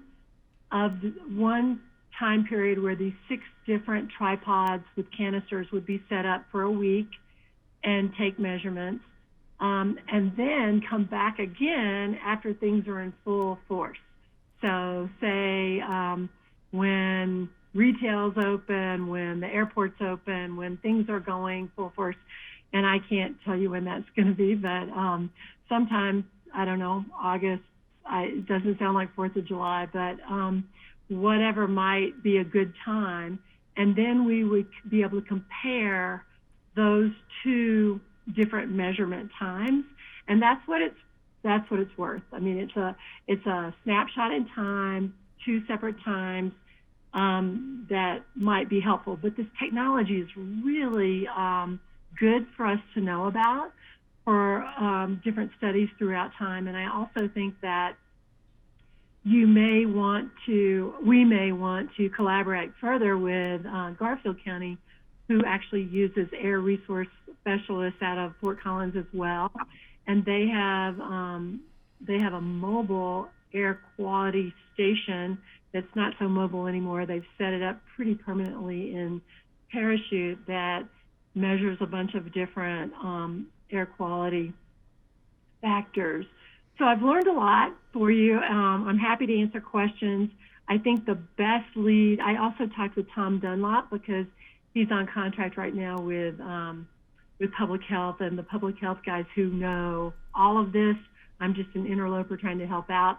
Tom Dunlop did tell me that they have history out of tons of information since the 80s that we might want to look at in comparisons. And then don't forget, we have some traffic count studies across Castle Creek Bridge. We also have some now along Brush Creek, and we can do some extrapolations with the traffic counts and what we decide to do if in fact you decide to go forward.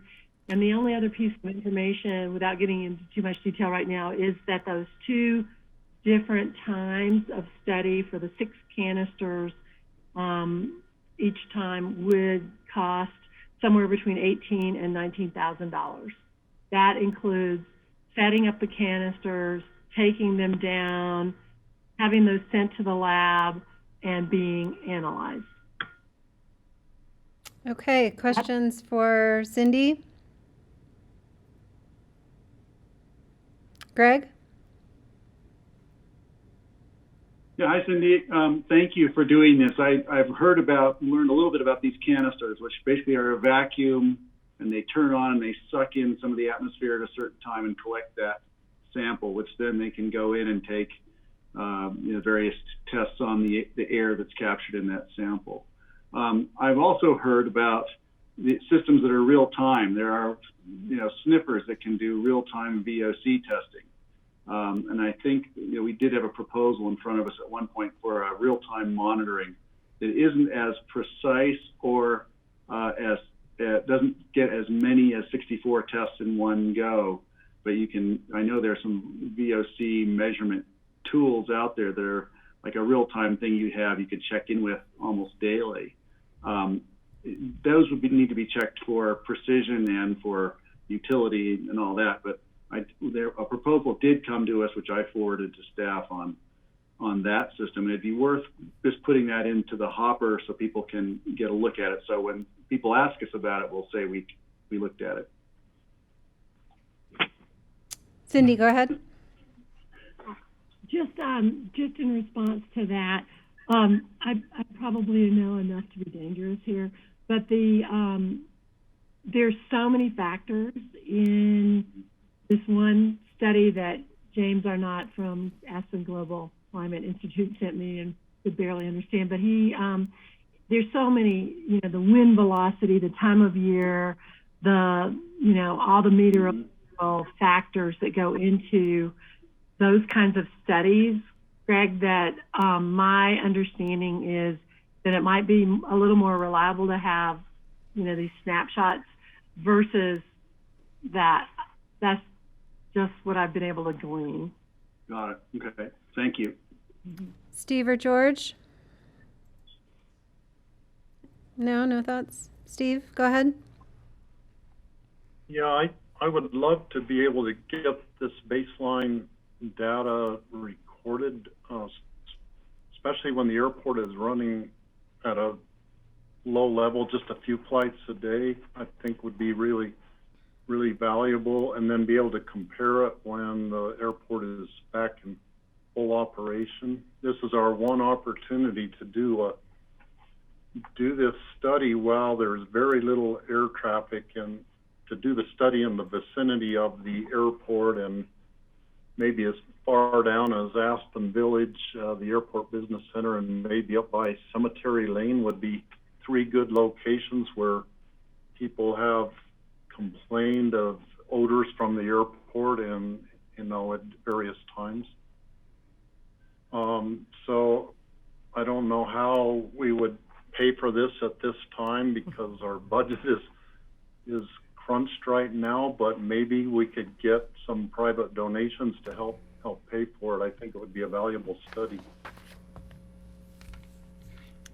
Okay, check in with Patty. Yeah, my question is, what are we doing with this information? If it's about the airport and the issues that have come up at the airport, I think a baseline, as Kelly has suggested, but I don't think we need to do it when we're open again. I think we need to, Cindy, it's not really associated with the COVID shutdowns other than the fact that the airport's so quiet. So I think doing it maybe once now, but also funding I'm looking at John Peacock, might be able to come out of the airport budget, because I don't think we have the money on any other aspects right now, even for $20,000 right now. We have to be very careful with all of our pennies. So if we can find a way to maybe fund it through the airport and use it as far as our airport new plans that are coming forward, that might be more appropriate. So can I jump in? I'll jump in with some comments. Thanks for your support for consideration of this idea that I brought forward. Steve said it best. This is the opportunity to do it and get a baseline.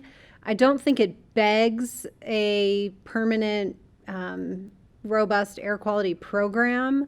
So I'm not making the assumption that doing this leads to that.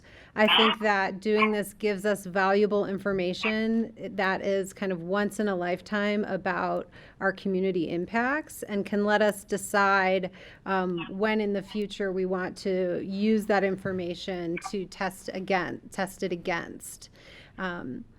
So that's sort of my interest in collecting this now. And if there's support, I'd like to ask John if staff can look into seeing if there is budget available from somewhere to do this, because we're not talking about a comprehensive sort of county-wide air quality sample. I think looking at around the airport makes the most sense because it's ostensibly the probably dirtiest place in the county, and that based on my conversation prior to other conversations with Cindy about our climate change stuff, we have good climate change modeling, but we don't necessarily have good air quality information at our hand. So I've heard Patty's support trying to find money through the airport would make sense to me. I see Steve shaking his head if that's an okay next step for staff. But again, we do want to try and get this done quickly. So Cindy, is this something that the Fort Collins group could send to us? Do we have capacity? Do you have capacity to help set this up? What would you need in addition to just the budget? Yeah, when I thought it might be a little more robust and many different change outs of the canisters, I thought about that and thought, could we be trained to do that and save money? But this proposal is only for 2 times to set this up. The cost I quoted you includes the air resource specialists coming and doing that themselves. Just another question I would throw out there is, what we're really wanting to get out of this. My assumption in looking at this is it's for human health attributes more than anything. And some of the studies that we're finding around airports elsewhere, be they larger airports, but the largest contributor to health issues is really PM 2.5 is what's coming out of the studies. So I want to make sure before we jump into anything that, we're getting the information, data that you want. And my assumption is it's about health around the airport. Yeah, Patty, go I ahead. don't think it's PM 2.5 because I think we're worried more about volatiles than we are about particulate. Because for me, that's the bigger health risk of that stretch of the highway is not so much the dust, it's what's in the air as far as volatiles, like the fumes and the stuff coming off either highway traffic or airport traffic. And I think that would be the time now for us to test that, because this is a dusty time of year anyway with the wind blowing and dust everywhere. So I don't think we get a good baseline for that. And I think we'd only need a one-time testing to get a baseline, get that baseline, and then in the future when things are literally not because of COVID, well, kind of, but when the airport's back up again, we can then figure it out, because I think the concern for public health is what are the impacts coming from in that stretch of the highway because of the airport would be why I'm supporting it.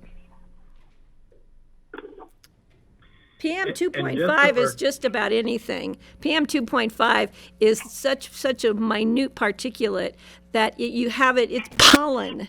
It's not necessarily dust like from road sanding like PM10 is.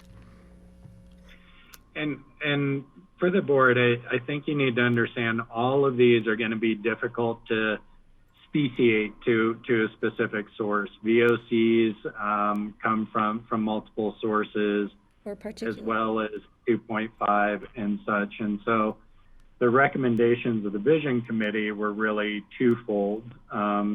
To get some baseline studies generally, understanding that it would be difficult to speciate the source, and then to also do modeling with that, which may give us a better sense of what is produced at the airport versus other sources.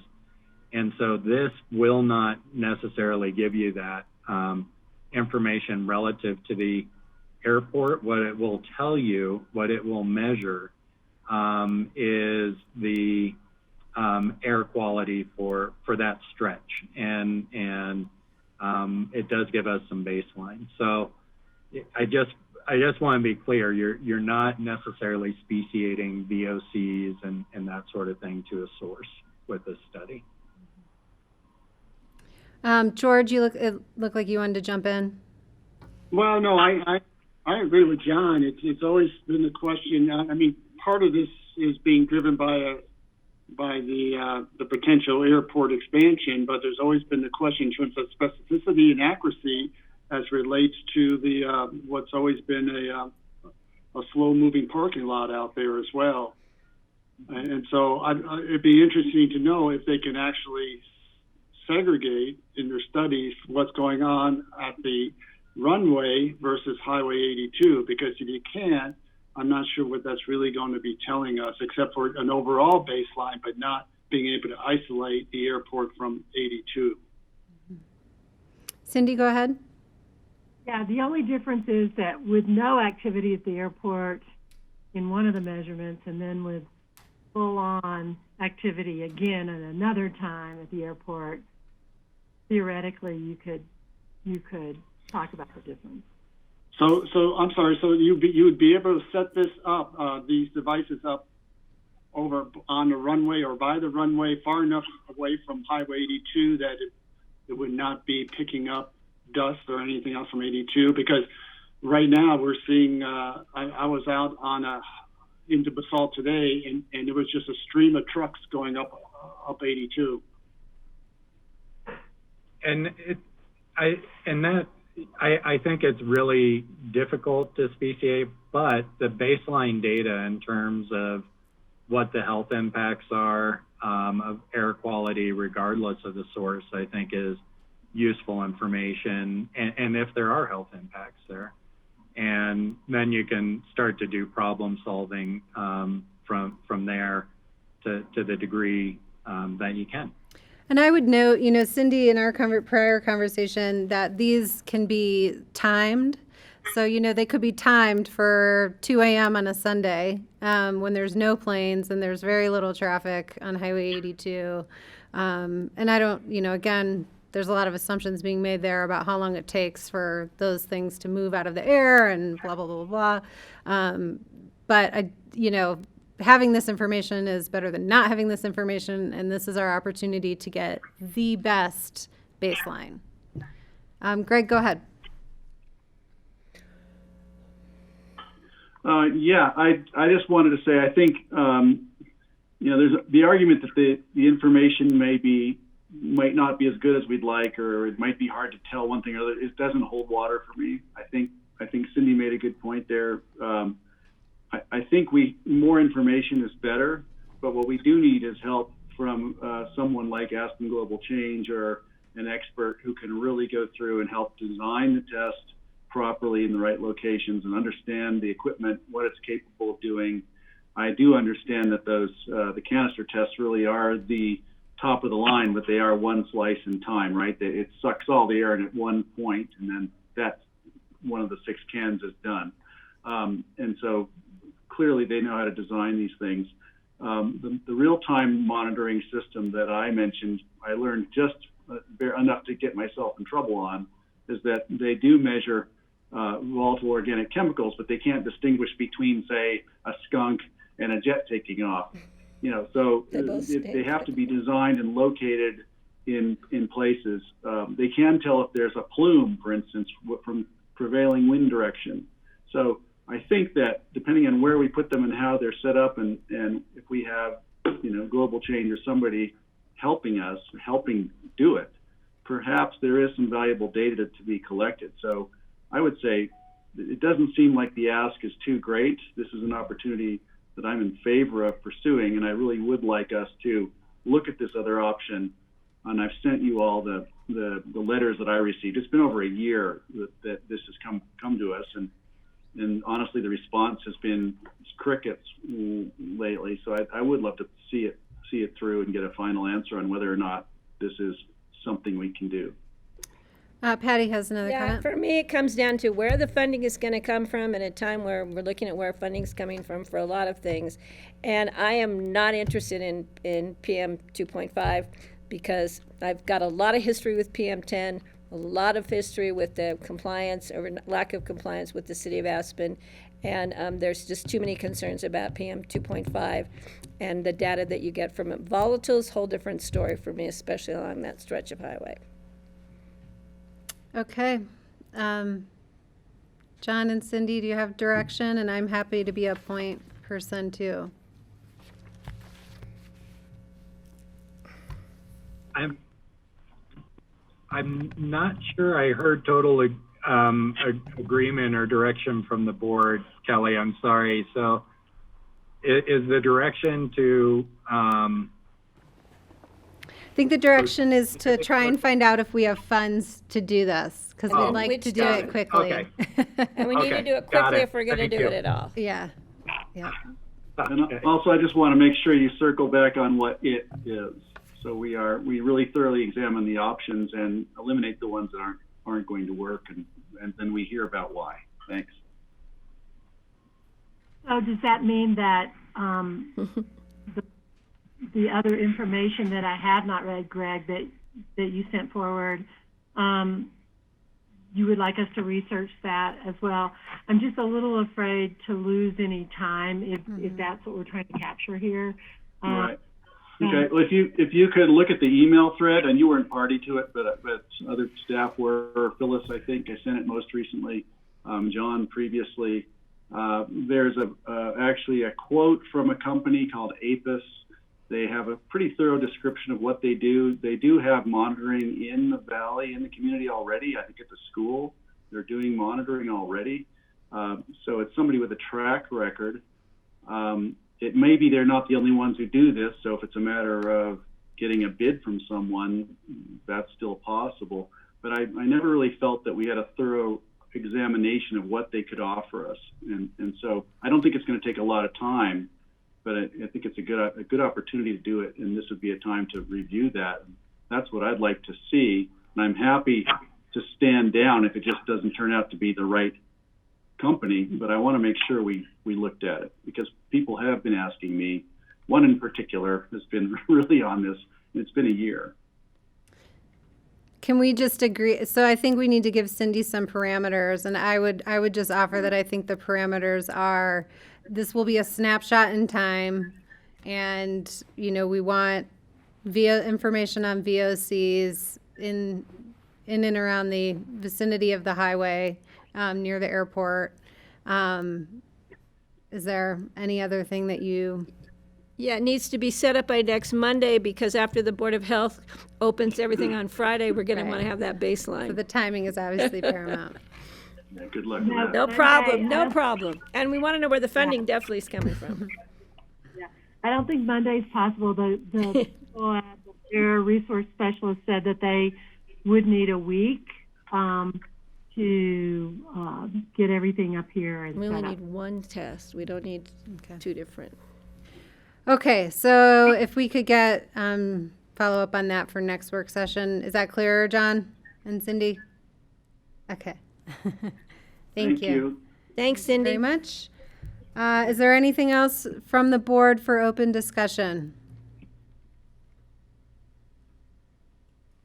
I've got some. Greg, go ahead.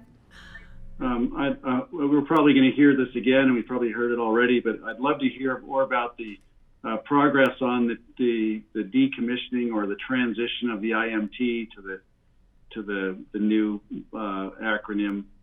Is it the JEC? The JIC? EOC. Yeah, and also just the topic of the undercurrent is the re-engagement of the electeds in the decision making and information sharing process, or maybe it's the increased engagement of the electeds. So I think we all have a feeling that we're watching a process go on with this emergency response, and we're 2 months into the emergency now, and I don't want to beat a dead horse, but I'd love to hear just how that's going and what we can anticipate. I think that's to you, John Peacock. Yeah, so we're working through a transition now that, and it's really going from incident management team, Greg, to the emergency operations center. So in this case, there will be some changes in roles. Karen will remain in a role of an incident commander. Valerie is going to be more closely tied to helping in managing the EOC. We're going to be working more closely with the managers and hopefully getting information to the boards in a more structured way as we go through decision making. We've got paths as we've kind of discussed today. I think if we can get into that structure, then we can get into more of a rhythm of updating the board where we are in the criteria, the discussions that are happening with the industry groups on reopening, and get more feedback on a regular basis. That will help inform Board of Health decisions and such. We'll also be looking at trying to create a more regular meeting or opportunity for press interaction and such too. So we're working through that transition right now. It's really to get us into a more sustainable structure going forward. George, go ahead. As I mentioned earlier, John, I think we should have an update or discussion concerning the maroon bells. I don't see. I know Brian is Pat has been meeting with the Forest Service and I think RAFTA, I don't know who else. I'm not seeing that it's going to be really feasible for RAFTA to be running buses up and down the road and keeping social distancing. It just doesn't make any sense at all, which means that unless we close that road, we're going to see an influx of cars going up and down that road. So I think that's a discussion we need to have fairly soon and with our partners. It is our road, and we can control that. Yeah, and I know there have been some ongoing discussions between RAFTA and the Forest Service and Public Works, George. And, I know right now there are no plans to open up the top until the end of May, but we can bring back a conversation on that. Yeah, because end of May, I mean, again, if RAFTA's not running, the whole reason why RAFTA was implemented 30 years ago was to keep traffic from going up and down into that fragile environment. So if we're not running buses up there, which I just can't see we're going to do, why would we want to keep that road open? So that's a discussion we need to have sooner than later, and maybe it's a topic for Board of Health as well.